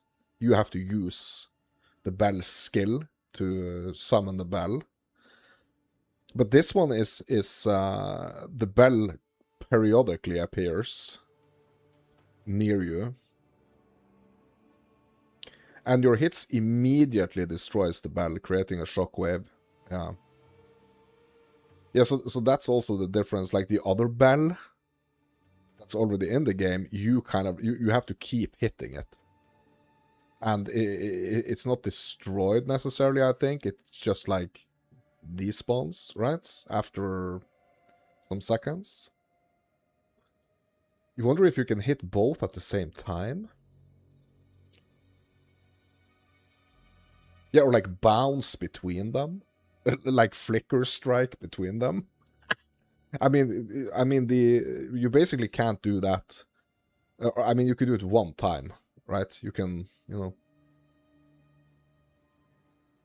But that, I wonder if that works. Like, can you flick? It's like on the bell that's already existing.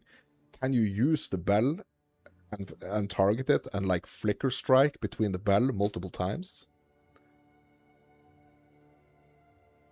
You can. You're not a fan of it though. Yeah, it's just an interesting thing, right? Okay, so I guess the hollow focus bell is like a ghostly version of the bell that's already existing.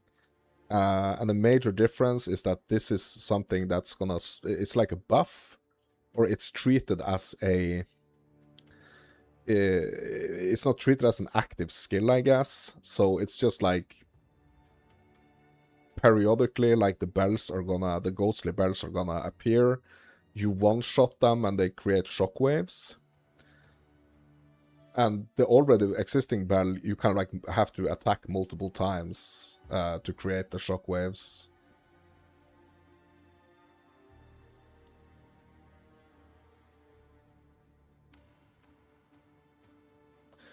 And then we have this other one here, the Way of the Stone Fist.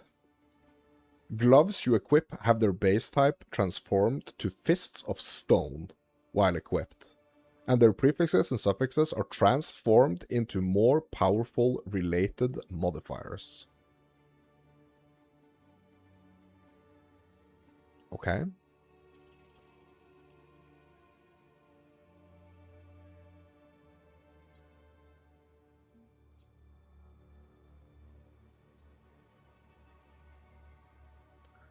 The attack damage on the ghostly bell, Alex says, is 341% though.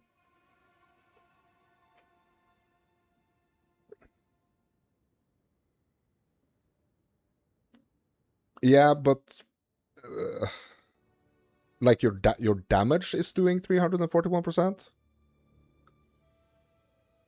Like the attack that you hit the bell with, but you're only hitting the bell, aren't you? Or is it just a way to kind of like make it scale?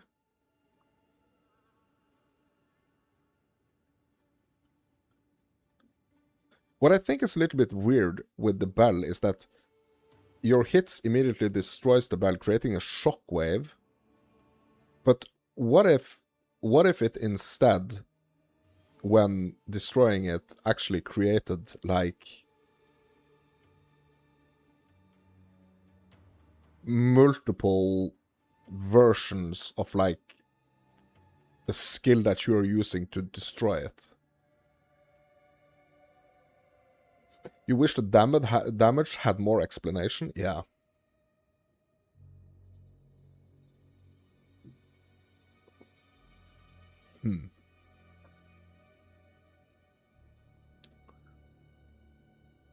Yeah, it's interesting. It's interesting, but it's like I don't feel like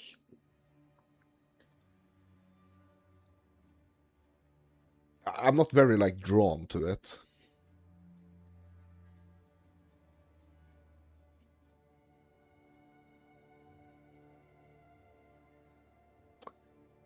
Yeah, multiplicative with the other bell's damage. Yeah, the ghost bell and like the original bell, you mean?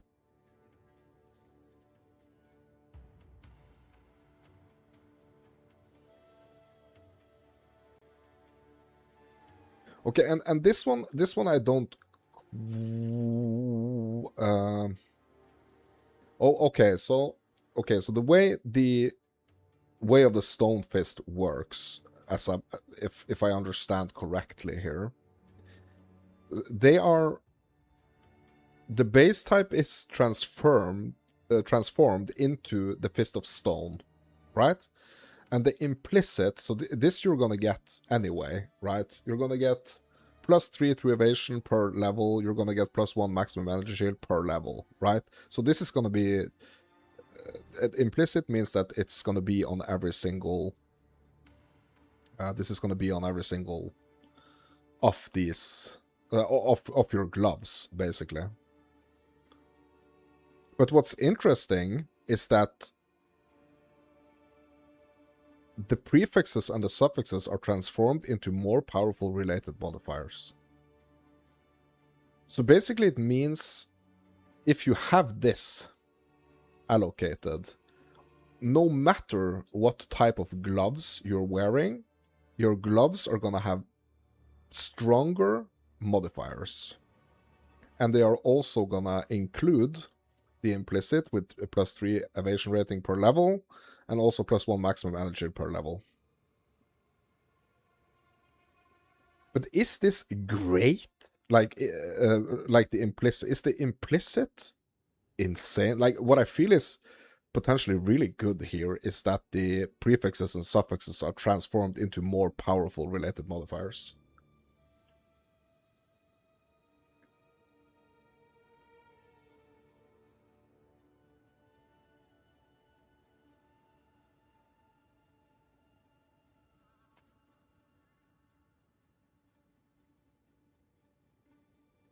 But are you losing two? You're not losing 2 weapon slots.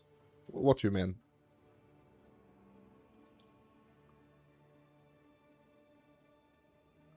You don't lose 2 weapon slots here. It's just your gloves that are getting like permanently, like whatever type of gloves you equip, it's gonna be better modifiers. It doesn't say anything about unarmed.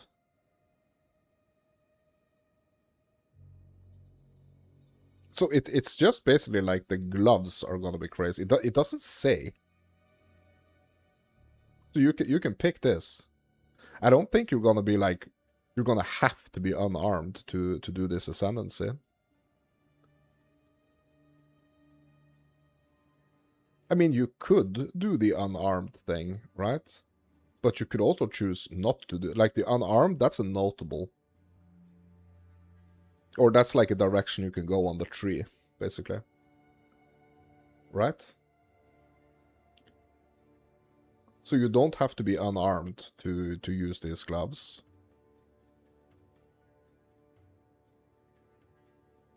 Yeah, I think it's interesting so like if you get some serious good gloves, right? If you really focus on like either crafting or like, you know, trading for some serious good gloves, this would be kind of cool, right? If you went unarmed on that node, wouldn't it be ×4 your damage? You mean? Yeah, let's have a look at the POB here. Can I pull it up, please?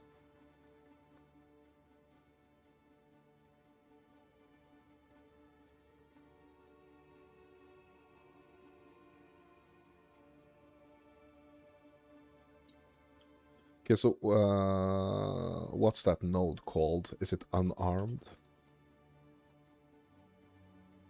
Is it this one? The hollow pawn technique?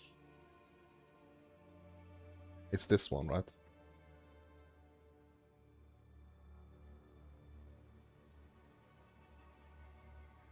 You can attack as though using a quarterstaff while both of your hand slots are empty. Unarmed attacks that would use your quarterstaff's damage gain physical damage based on their skill level. 1% more attack speed per 75 item evasion rating on equipped armor items. And 0.1% to crit hit chance per 10 item energy shield on equipped armor items.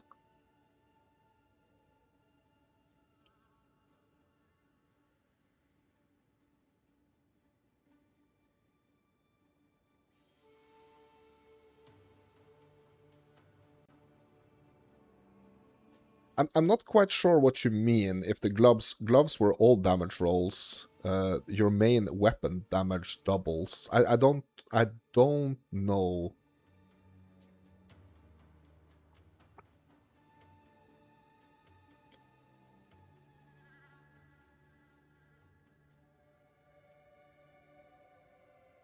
I don't know if you know, like, I don't know if I understand quite what you mean.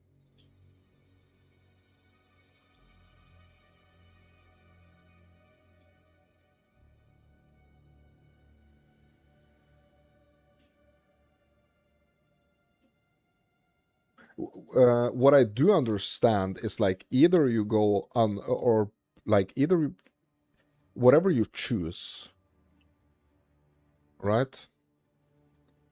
Whatever you choose, if you go unarmed or armed, like, or whatever you choose,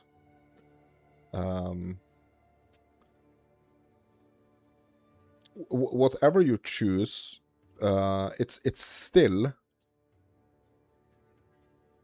it's still gonna give you basically the so like the so what's the question here? I think is like what does more powerful related modifiers mean, right?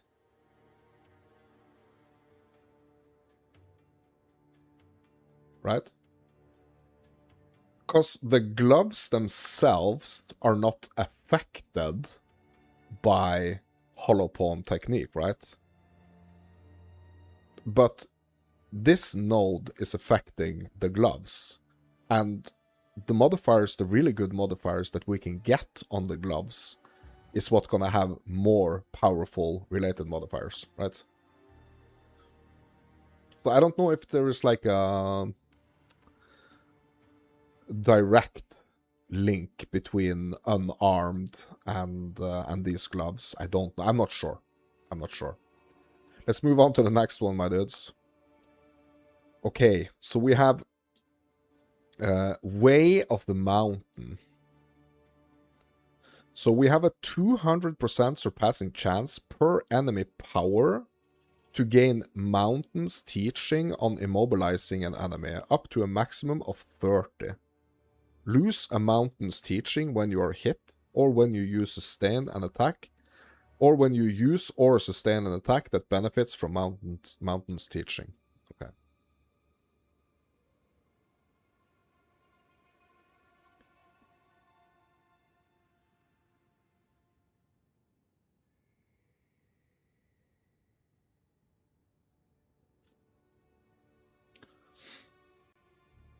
Okay, so a little bit back to the Hollow Palm here. The Hollow Palm technique is a powerful keystone passive for the monk in Path of Exile 2 that grants massive damage, attack speed, and crit strike chance while unarmed. Okay. Okay, maybe PODB is not the right way to... Okay, let's see if we can find some more information here on... yeah.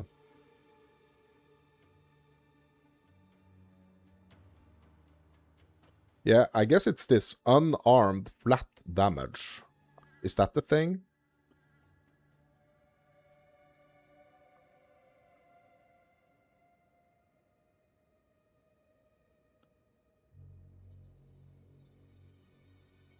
So this is the unarmed. This is the I guess this is the added flat damage, right?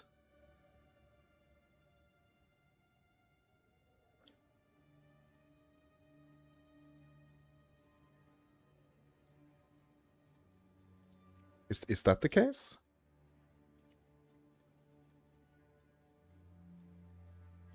Because I mean that's quite a lot.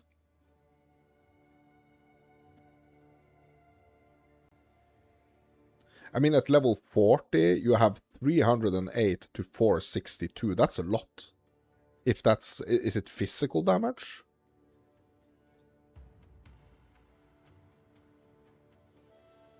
Yeah, physical damage based on their skill level.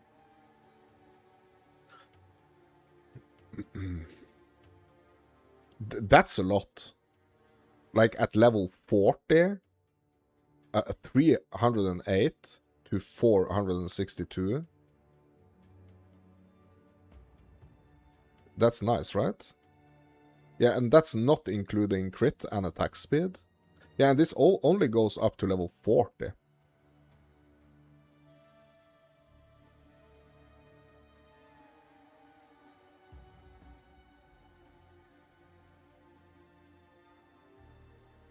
But it seems like it's improving by like around 10 each, so like around 10 for each level.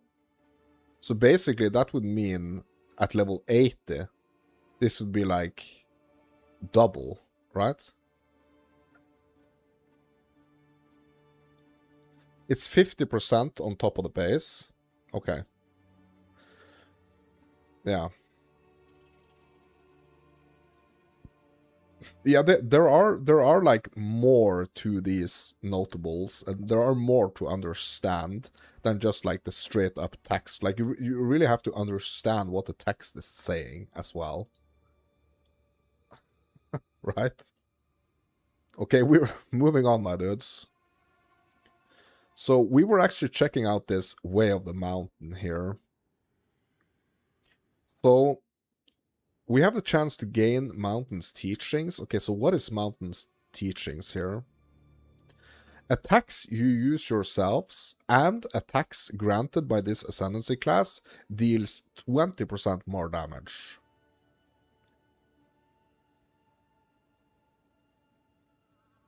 While you have any amount. Okay. Enemy hits you take that would deal damage less than or equal to 30% of your maximum life after mitigation such as armor and resistances, but before other modifiers to damage taken, deals 70% less damage.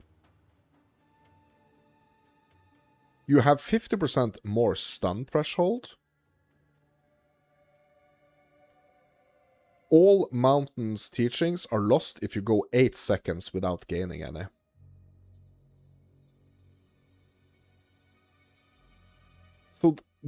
So I think this seems like it's really good defensive wise, right?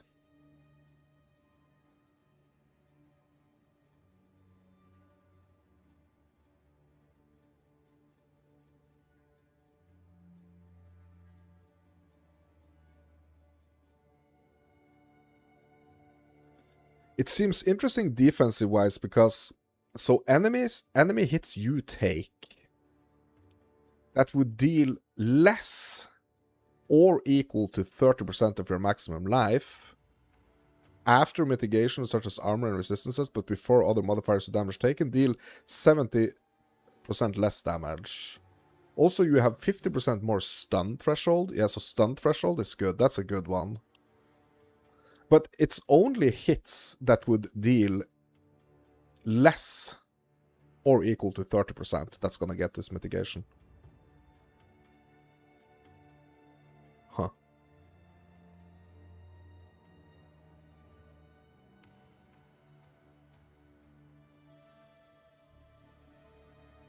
Yeah. So I was thinking, yeah, this would probably kind of like really help in those like one-shot situations. But I mean, it's really not gonna help in the one-shots, you know?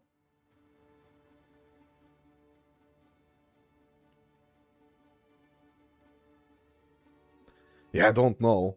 Uh, like it sounds like a cool one, but I really don't know.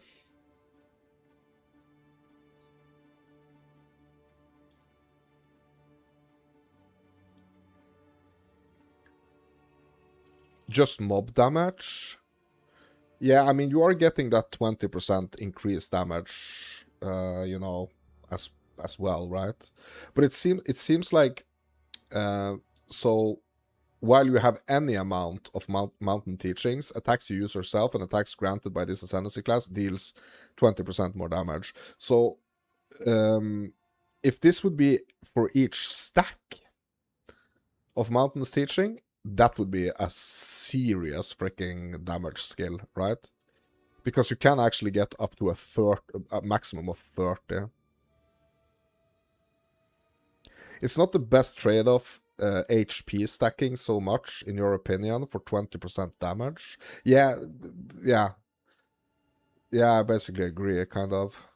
So if the damage was each stack, I mean, that would be insane.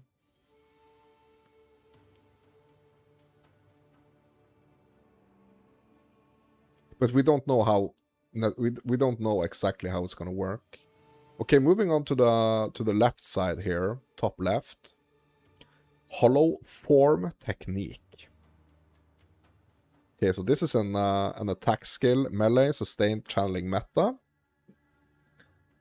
Requires any melee martial weapon or unarmed. So channel to create fleeting images of your astral self near the target location. The images perform a socketed attack once and then vanish, targeting the closest enemy if possible. The images cannot perform channeling skills or conditional skills. So is it basically like the monk version of like a mirage?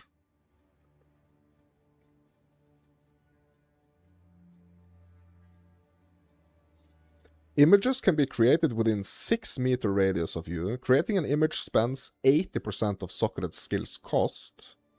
Creates 2 additional images when consuming a power charge. Okay. Socketed skills have 30% less attack speed, and socketed skills deal 20% less damage.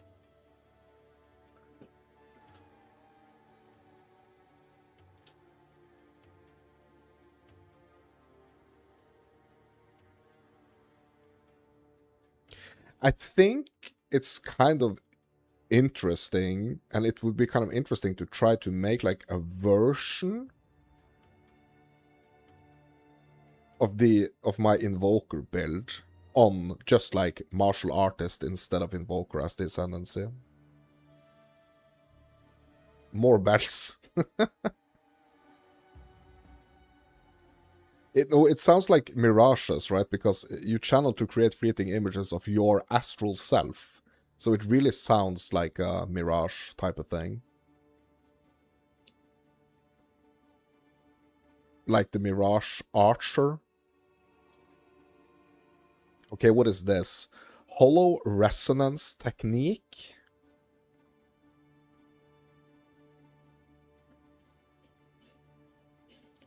So it requires any non-talisman melee martial weapon. Okay, so it's not going to work with a talisman. Can they do bells, or is that a channeling skill? No, it's a channeling skill, the previous ones. It's so, or I mean, you could, yeah, the socketed skill. You mean the socketed skills?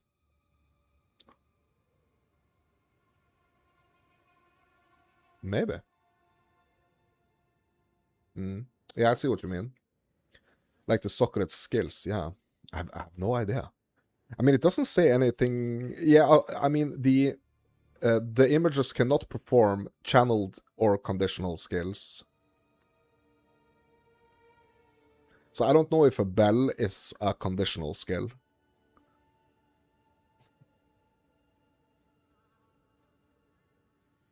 Yeah, this with the ghost bells and the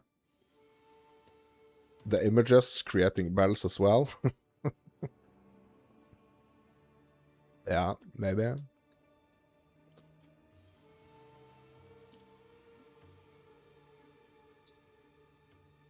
Okay, but what is this? Yeah, oh, it's more bells. Hollow resonance. Attaches a ghostly bell to your back. Critically hits with other skills will cause the bell to ring out, damaging nearby enemies. It has 150% more stun build-up, and shockwave radius is 2 meters. It's the Bellman build? Yeah. So what is important here, is to note that this hollow resonance technique, it's like the extension of the ghost bells, right? So you're gonna have to grab the ghost bells to get this one. So yeah, like you're saying, it's basically the Bellman build.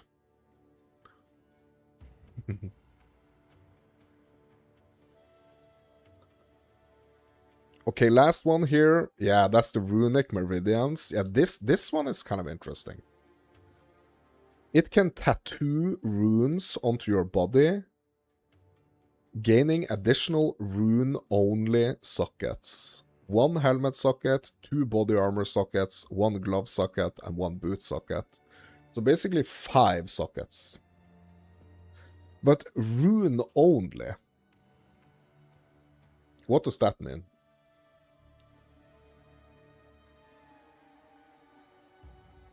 That's the one you want. You want the tattoos with the new runes.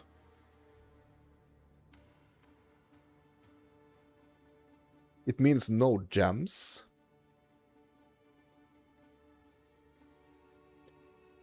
But are all the socketables in game considered runes? They are not, right?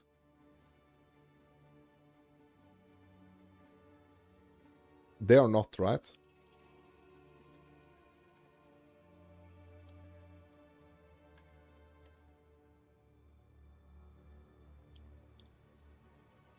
Or augments is what they are called. Right?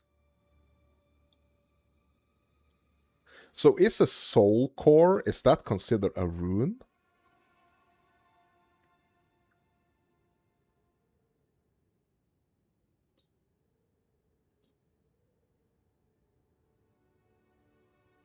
It isn't, right? Yeah, soul cores are not runes. Yeah, exactly. Yeah, so basically only runes, right?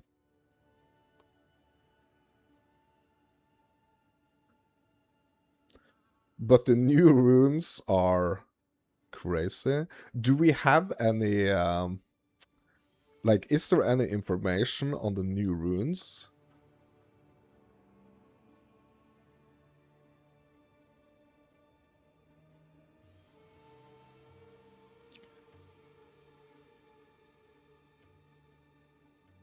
Do we have, like, okay,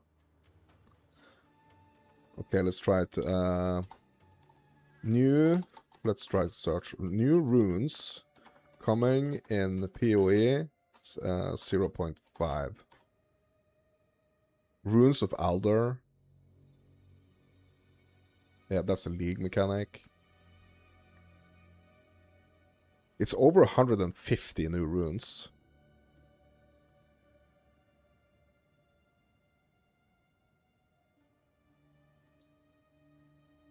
$150.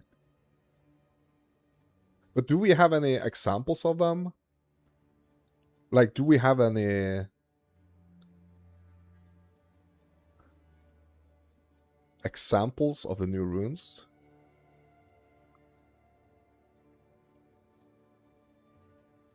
New socketable runes.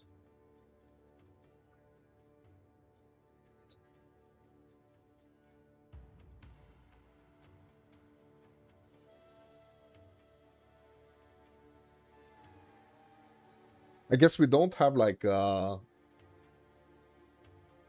yeah, I mean we have some here, right? There are some here.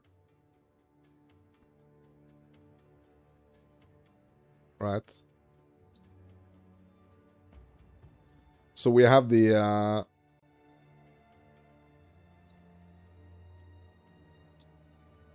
hold on. We have the archaic rune of discovery.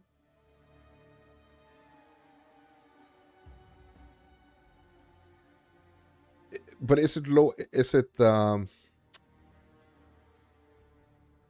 it locked to only staves? Like, can you not tattoo this? Or is it just gonna grant you this effect if you're wearing a stave? A staff, I mean.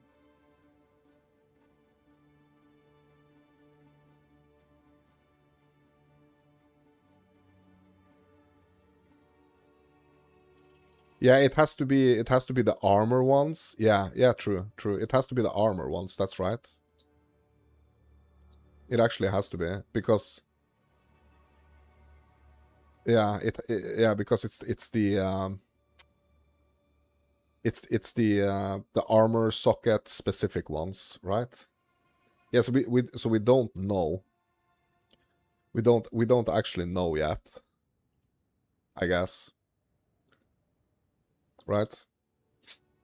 We don't actually know yet of any runes that are gonna be like specific. Because runes are kind of or some runes are kind of specific, right? Runic crafting on body armor can be combined to unlock massive defenses and offensive modifiers. Yeah. Yeah, but we haven't seen any yet. Like, we haven't seen any of those runes yet, right?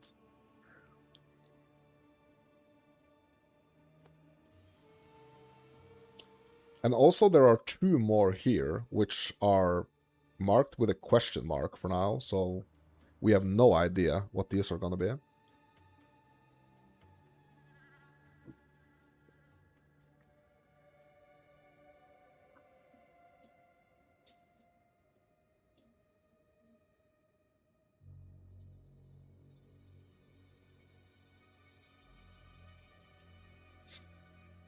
Yes, I mean, it is interesting. And what I feel is that we kind of like, we just have to try the different notables here. We just have to try them to kind of like see what they feel like, because sometimes it's like the true potential of like, especially like a notable. I mean, it's not, the true potential is kind of like not revealed, I feel, until we try it.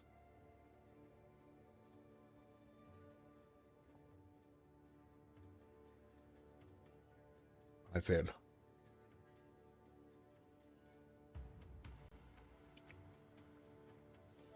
But you think this one looks the more interesting one with the runic meridians then? But what would you pick? So you would do runic meridians. That's 2 points. That's your first ascendancy right there. Like, what else would you go for? Like, would you go for the stones, the fist of stones, like the glove thing? Would you go for the mountain's teachings?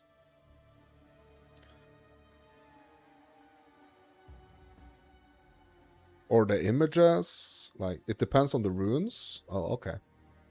What you would go?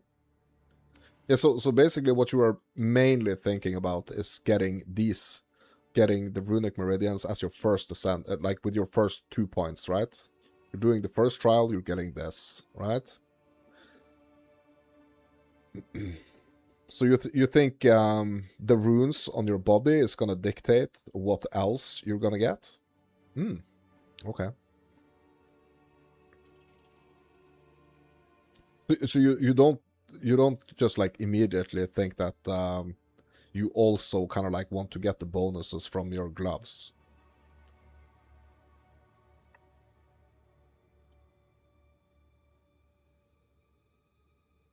Yeah, some might be skill buffs. Yeah.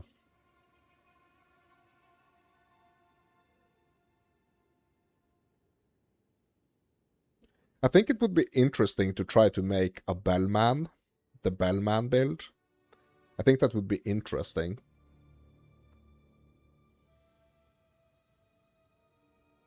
But I guess that's just like two different ways of approaching it, or like thinking about it. So, yeah. With over 150 of those runes, you see them being skill linked. Yeah, but what do you mean with skill linked? Like they are gonna affect specific skills? Is that what you mean? Like it's gonna improve hollow resonance? It's gonna improve... Is that what you mean? Yeah, you mean like they're gonna... Like some runes are actually gonna make other of these notables stronger. Is that what you mean? I mean, that could be the case. I don't know. It could be the case. I don't know. But yeah, that's an interesting...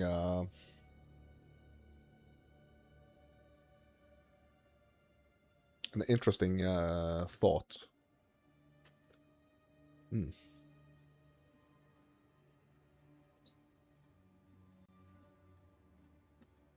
It absolutely is.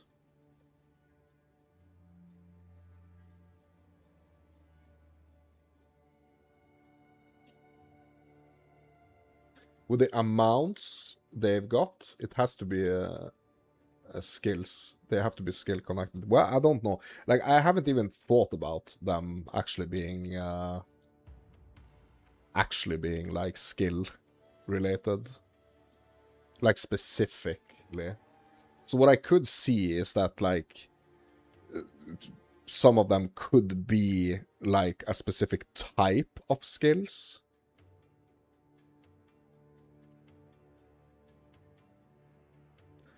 How many skills are there in the game across all classes? You mean active skills?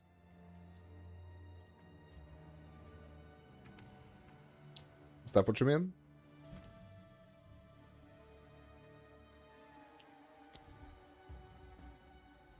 Yeah, so we have, for the spear, we have 8, 12, 13, 14, 15, 16, 17, 18, 19, 20, 22.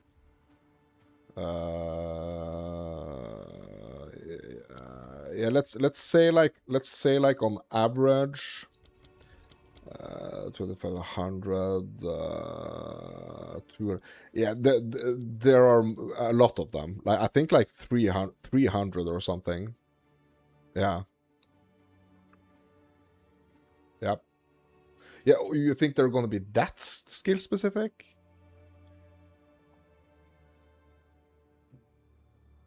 Like if you're running like a cull skill, it would like you would have like a specific rune that would do some like buffs to culling or something.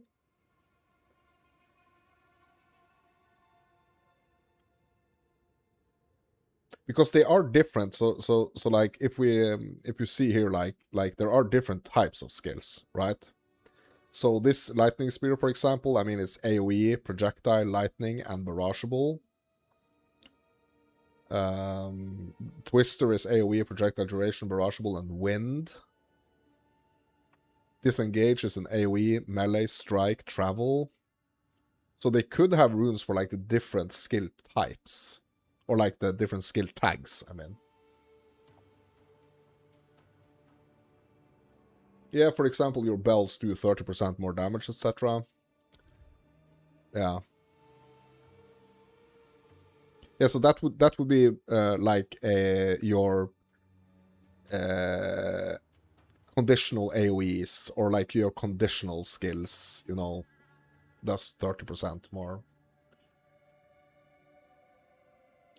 You just wonder if there will be lesser and greater. Yeah, I mean that would be like that would be huge. Or like that would actually be important. Cause are they really, you know, are they really adding 150 unique different runes with different effects? Or are they adding 50 of them with like lesser, greater, and perfect. You would rather that there were more build choice? Yeah, 100% agree. I 100% agree with you. Yeah, it should be, they should be different, but like that's kind of, we don't know that yet, right? We do not know that yet. So I mean that's a really interesting point, actually, to be honest. It's really interesting point. Because if the case is that it's basically only 50 new runes being added, like 50 new effects, and there are like 3, you know, tiers to each one, that like that's different. that's not the same as like 150 unique runes. Yeah, but I agree, like there should be way more like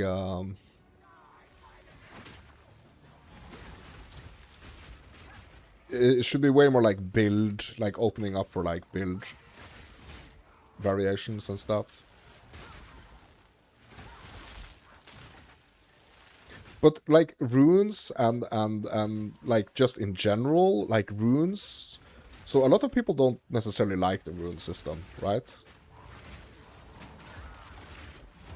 They kind of think it's just a kind of like a bandage fix to like not having the crafting bench. Right?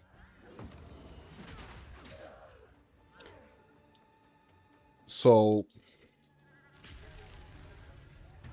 with that in mind, it might be more likely that there are gonna be like 150 different runes, right? Right?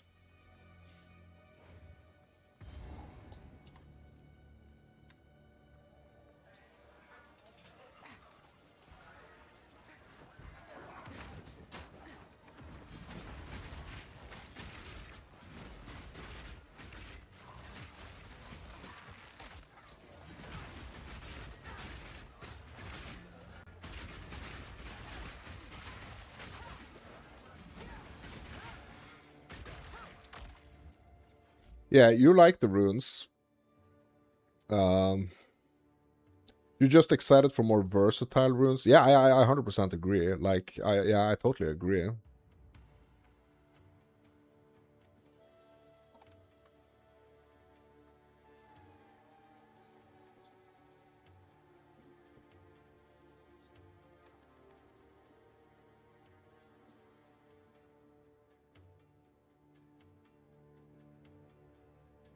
Okay, so here we have some information from the community wiki.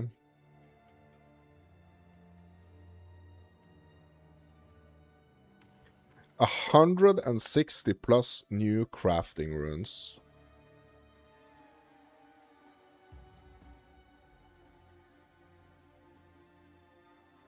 Are there 123 already in the game?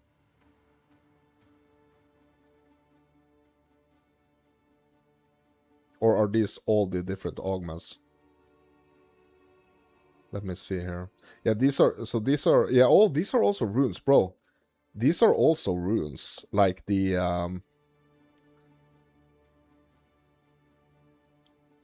rune of the sky and the rune of wisdom, runes of agony. So these are also runes, already existing runes.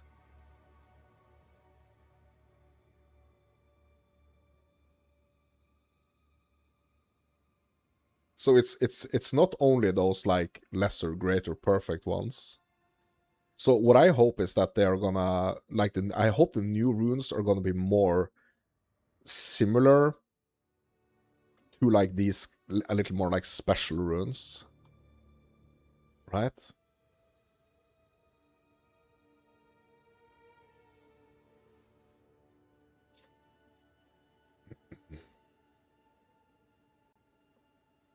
You hope there is a new tier.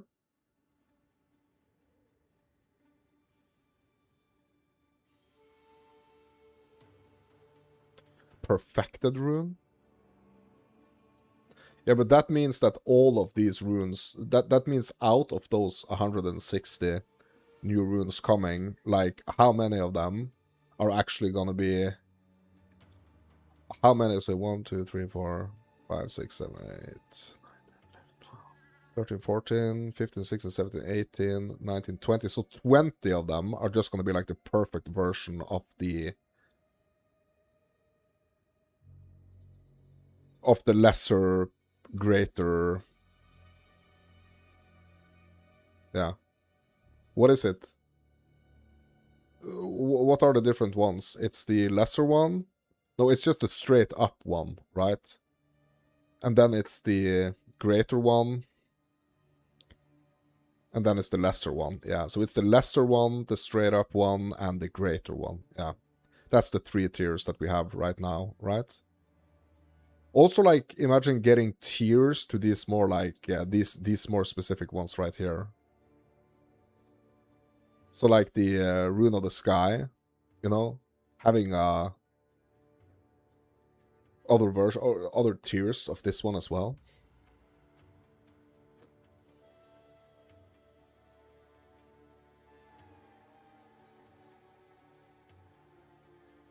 Yeah, but we should make them T10 plus droppable. Yeah.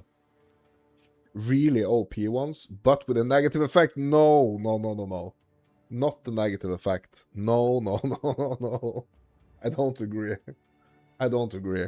No, I don't want the negative effects. I don't want the negative effects. Ah. I don't think we should have any negative effects.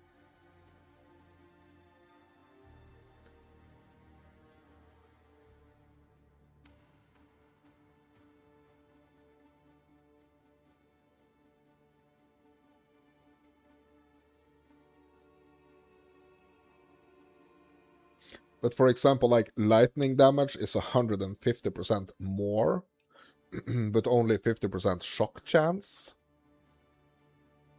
Yeah, stuff like that. Yeah, that's kind of like the approach that they're kind of like already doing, right?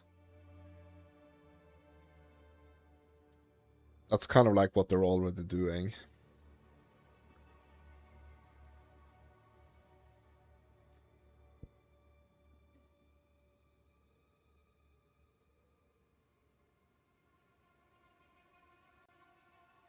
Yeah, it's going to be very interesting to see. Indeed. Also, we have the 25 plus new Calgur skills. That's also interesting.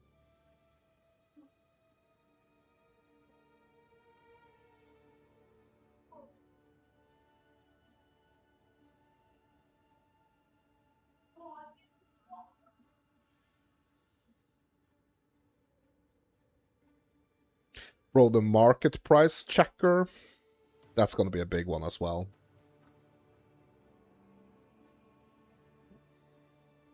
You're talking about God rune, turn a unique gear skill and make it into a rune. Oh my god.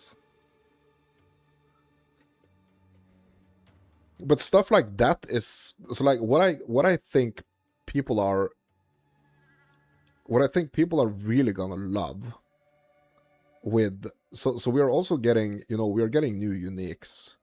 We're getting 40 plus new unique items. So what I think about these new unique items also that people are really gonna love is that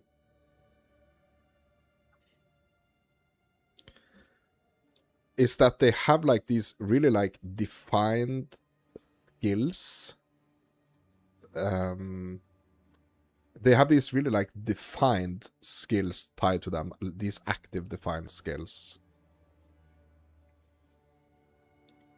I think people really love that aspect. So also what's really cool, you know, with the Kalguran skills is so they're really trying something. It feels like they're really trying something new here, because what's cool about the Kalguran skills is that they are not tied to any specific attributes, right?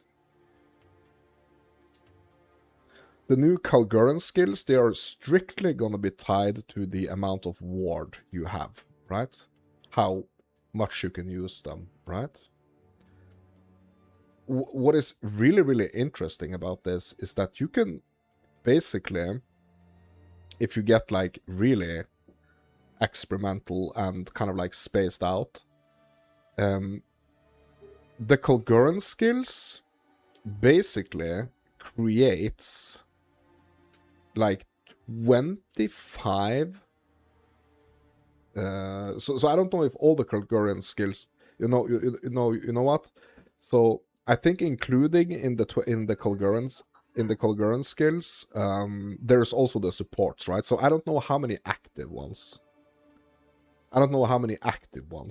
There's gonna be. I can't remember. But let's say that it's 10 active Kalguran skills, right?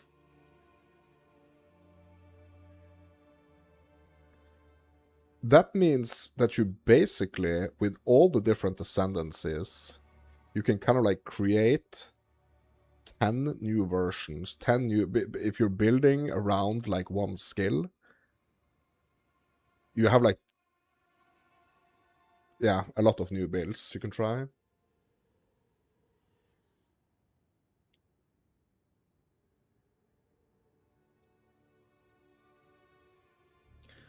What do you think of a new currency, the Kalguran Omen? 30% chance to turn a gear piece into a fake unique, giving it a 7th roll being a unique skill of that item type.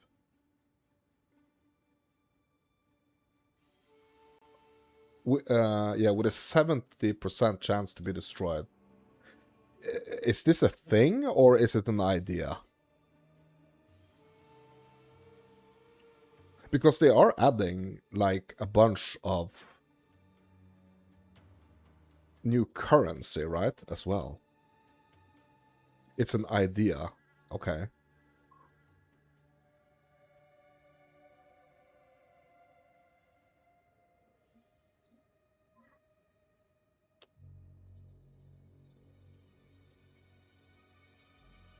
It's an interesting idea.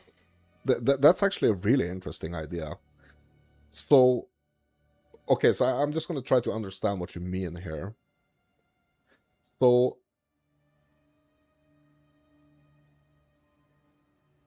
it's not going to be an omen, but it's basically going to act like a chance orb, right?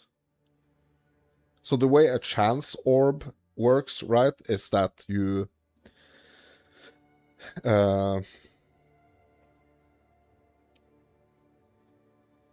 the way a chance orb works is that you use it, right, on, or maybe is that the name of it? I don't think that's the name of it. Is Orb of Chance, is that the name? The orb that takes a white item and has the chance to create a unique one with the same base type? Or with the same item type?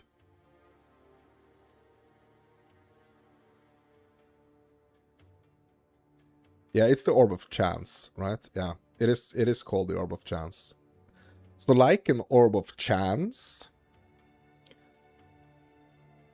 but instead of having the chance to make a white unique, a white base type into a unique item of the same item type, you're talking about an orb that would have like a 30% chance to turn a gear piece into like a fake unique, or it's turning it into like a different, like almost like a rare plus. Like it has this chance to create like a rare plus, right? Because the uniques doesn't necessarily have like 6 mods, right?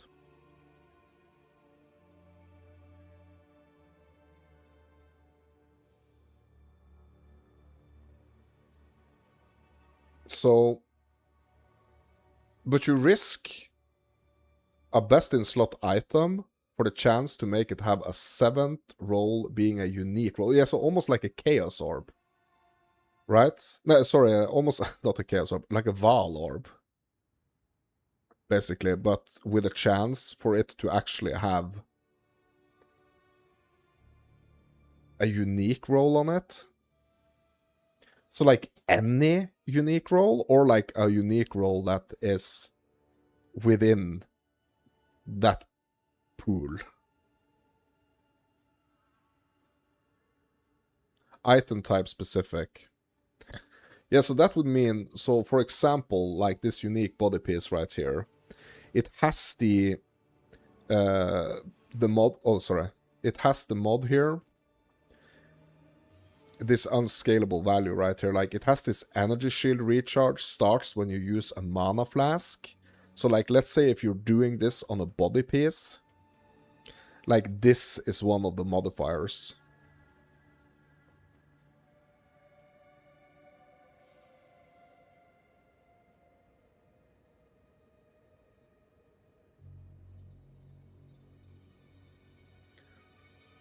So your belt could get yeah, like the specific mod, right? You're talking, so when it comes to the headhunter, you're talking about that specific mod, right? So like, so on this body piece, right, the increased energy shield, maximum mana, and energy shield recharge rate, you know, it's nothing unique about that. What's unique about this robe right here is that the energy shield recharge starts when you use a mana flask. Like that's kind of like the unique mod here. Yeah, the unique mods, yeah. So if you did it on a body piece like this, right? On an energy shield base type, you could have a chance to get the Bitter Bloom energy shield recharge starts when you use a mana flask. So basically it's going to be like a it's not going to be the Bitter Bloom feathered robe, but it's going to be like a feathered robe of Bitter Bloom or something.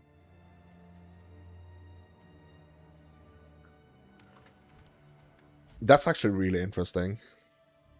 That's a really interesting idea. Yeah.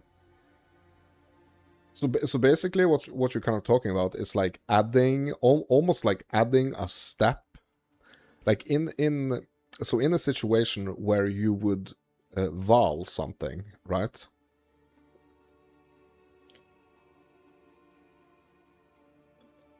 So in a situation where you would Vaal something, so like you have certain situations where you actually, so like there's different ways to use the Vaal orb. Like what it's doing is corrupting it though, right?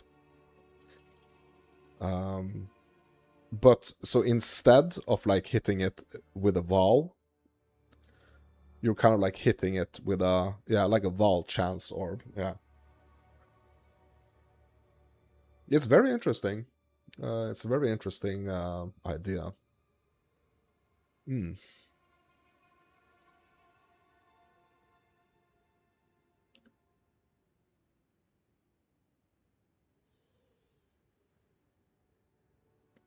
Yeah, we are getting so much here. 15 new bosses and pinnacles. I like, I really wish we had the... Bro, we actually have some of the skills. Yeah, we actually have some of the skills here.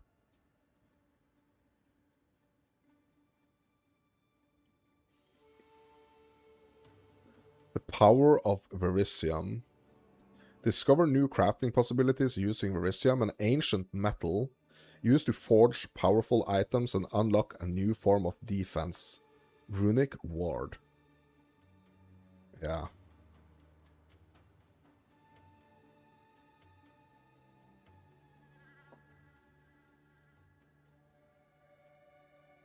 Runic Alloy removes a random modifier and augments a rare item with a new guaranteed modifier.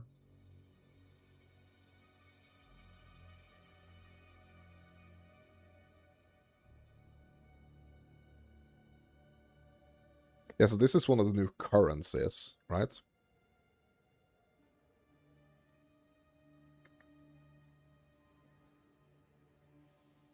Imbued alloy. This is for martial weapons. Okay, so runic is specifically for rings and amulets, I guess. And the imbued alloys is specifically for martial weapons.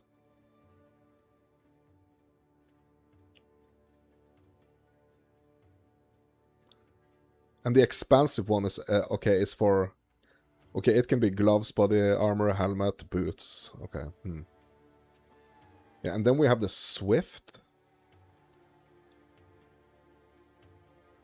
Yeah, they just have like a bunch of different stuff. Yeah. You're gonna head out to get stressed with Rocket League. Enjoy your stream and theory crafting. Yeah, thank you, bro. Enjoy your Rocket League session. I will catch you later, okay? W stream. Thanks, bro. Catch you later, okay? Yeah, yeah, okay. And then we have the Mystic alloy.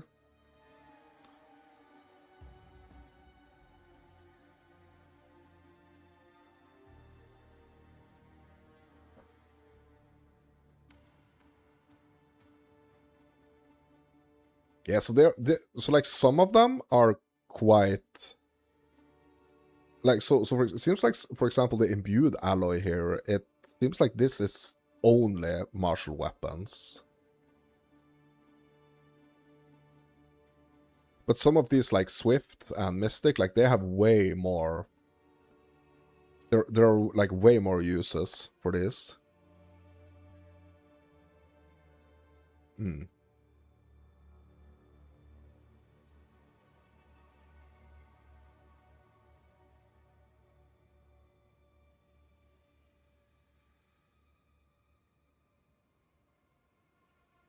And here are actually some of the new runes as well.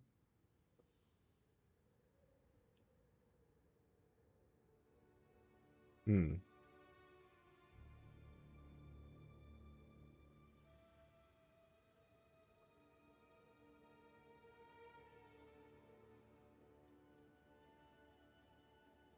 Yeah, I'm gonna have to dive like deeper into this. I'm gonna have to dive deeper into this as we are approaching Leaguestarter. I really have to dive deeper into that. But I feel like it's so what's really interesting with just like Path of Exile in general is the amount of like information that we basically have on and the amounts of like different ways we can modify.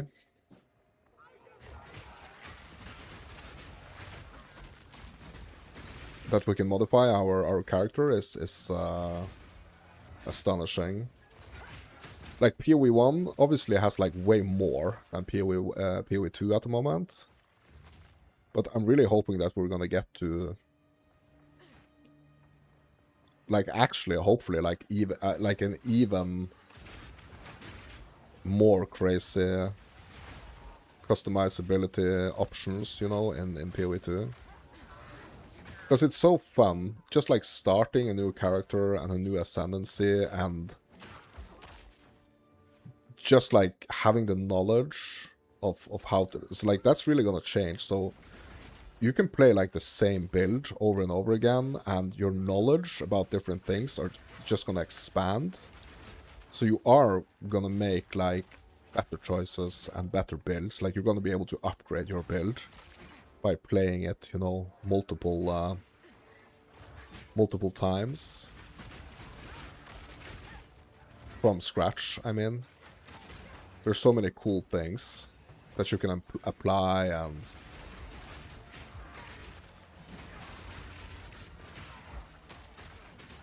customize, you know?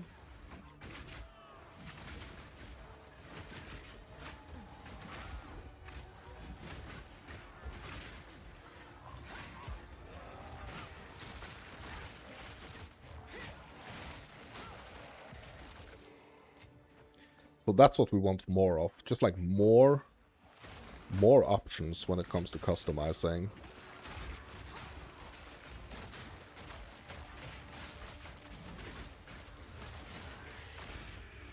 And what is really cool is so it is kind of cool that like certain of the ingredients of your crafting or like your currency and stuff, like certain of the ingredients you won't be able to get until you get like into harder content or like deeper into the end game.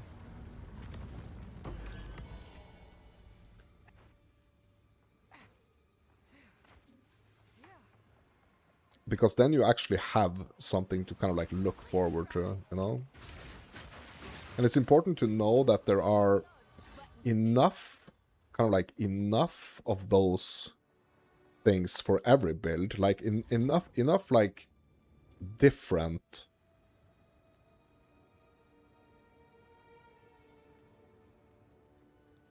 things that you can change, right? There has to be enough things that you can change for it like to always be something that you can kind of upgrade or something that you can improve until you are at the point where you just feel like, okay, yeah, now I'm just a god and I can just do whatever I want.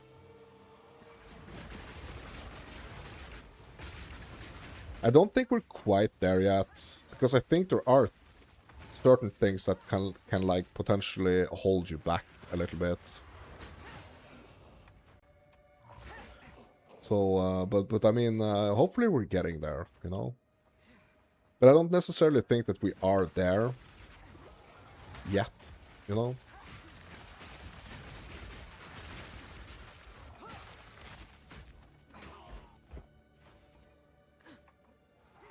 And I think a lot of it has to do with the balancing of things.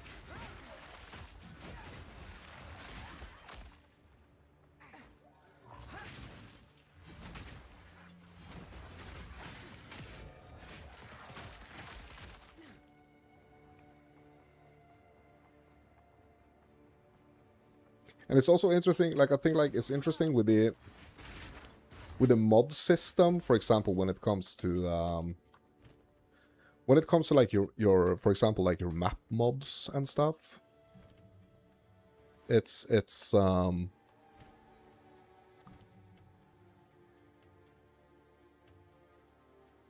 think that's really interesting. The way that you can kind of like almost like challenge your build, you know?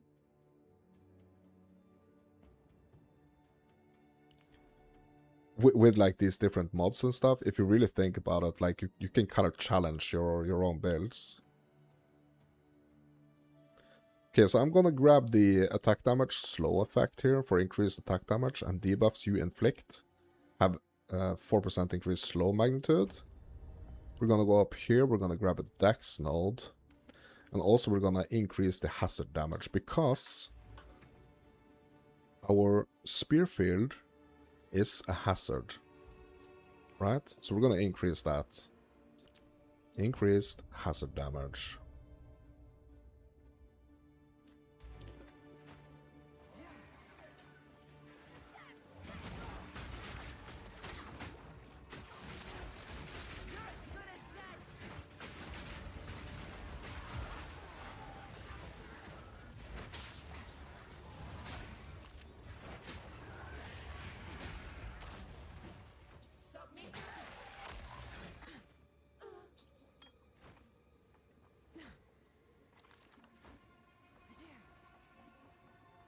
But the theory crafting and the like amounts of like you can really dig some serious deep theory crafting holes if you want. Sometimes they're gonna lead you to some gold, and other times it's gonna lead you to some pretty weird stuff, you know?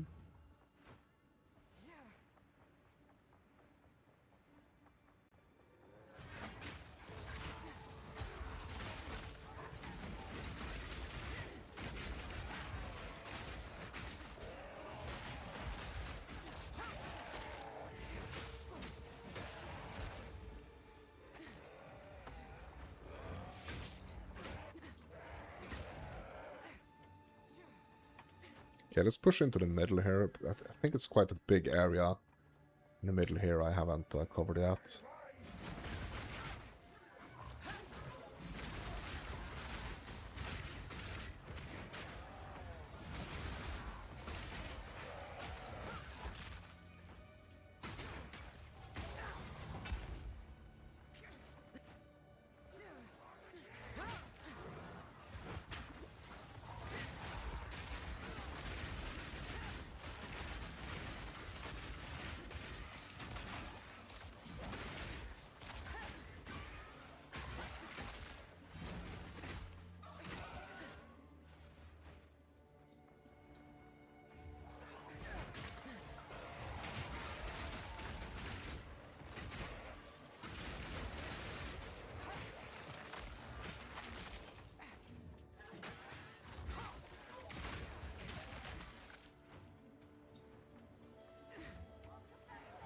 Yeah, I think I'm gonna keep pumping hazard damage here for the next couple of levels, next couple of points.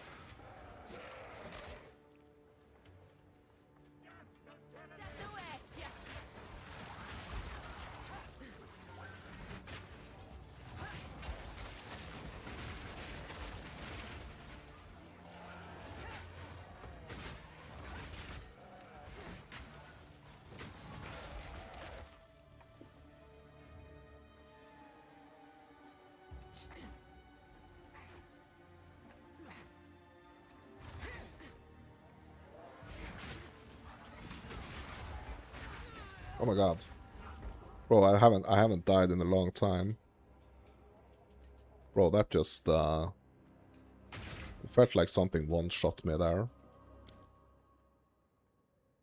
Almost felt like totally random. Okay, let's see if we can take on the boss now.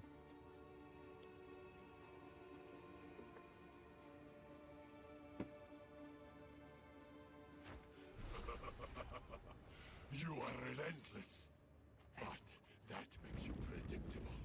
The time of the Paladin is nigh.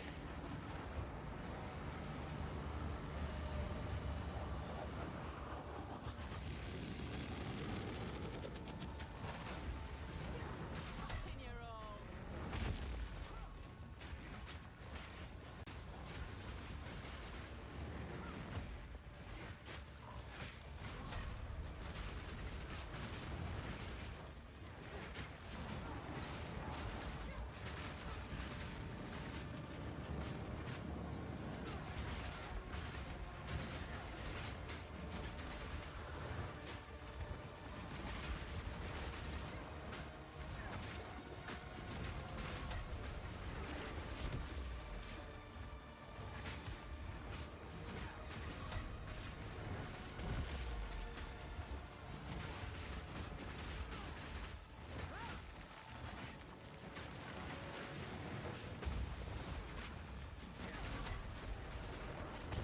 Oop.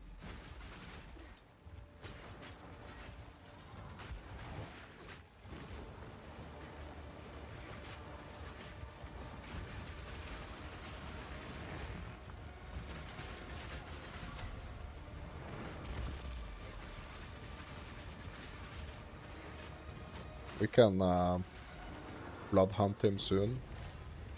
Didn't even have to. Nice. You'll stay down there if you bloody well. Nice. Good for ya. Okay.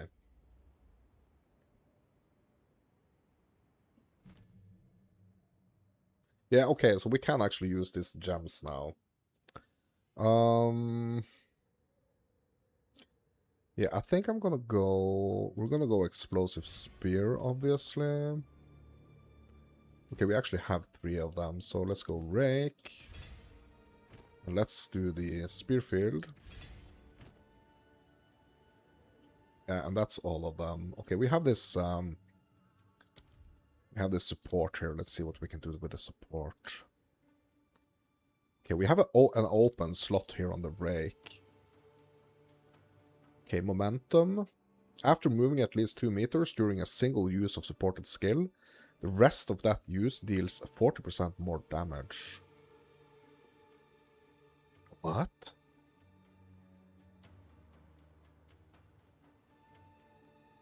Bro, that's interesting.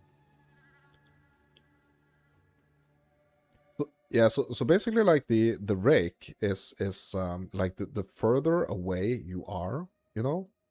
So it deals away it deals up to 100% more damage based on the distance traveled. So is momentum gonna give it 40% more damage? Just like if you have traveled more than 2 meters? I mean, I'm kind of using it as like a traversal skill. Okay, what's the damage now? Let's have a look. It's okay, 196. Okay, let's just see what these other options are. Concoct. Okay, I don't have the strength for that. Don't have the strength for brutality either. Okay, yeah, so let's just go for the momentum here. So 196. I had 196 DPS. Okay, we still have 196. But I mean, obviously that's gonna increase. Like it's gonna depend on like how far I travel, right? Right?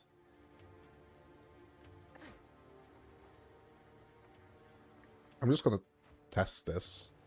I'm gonna see here if I'm able to see any numbers.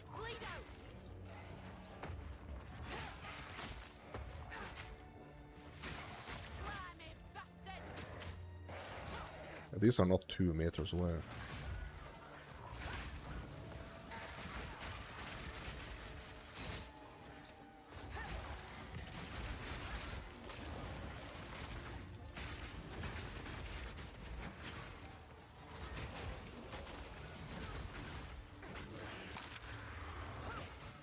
Yeah, I'm not quite sure like how I'm actually gonna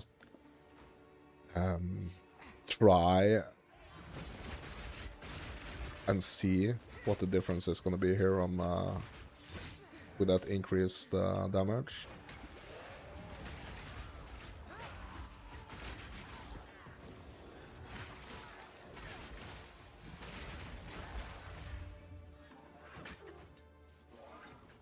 Yeah, okay, there it actually had an increase.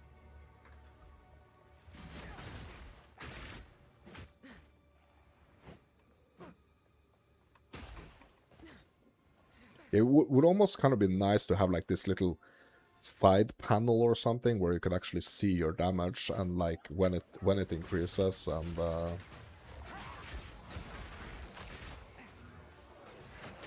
that would be kind of interesting.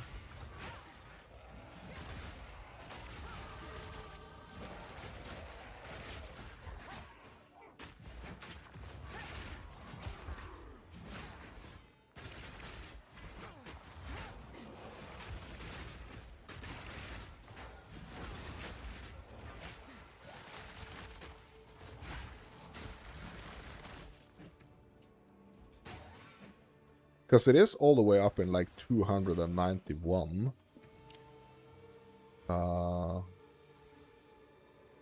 But basically it's only 196, right?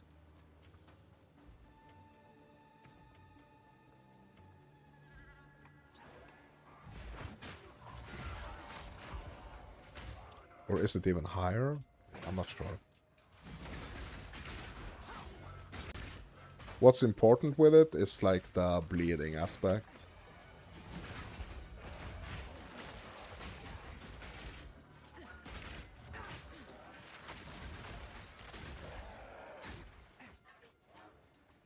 So it has this like dot aspect to it, basically.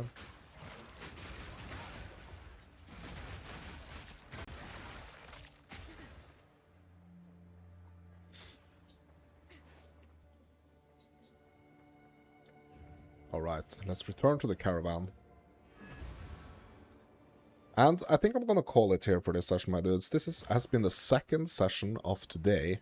We have been doing some theory crafting. We have actually been continuing on this Ritualist. Like, we did spin the wheel for the Ascendancy, and we landed upon the Ritualist today.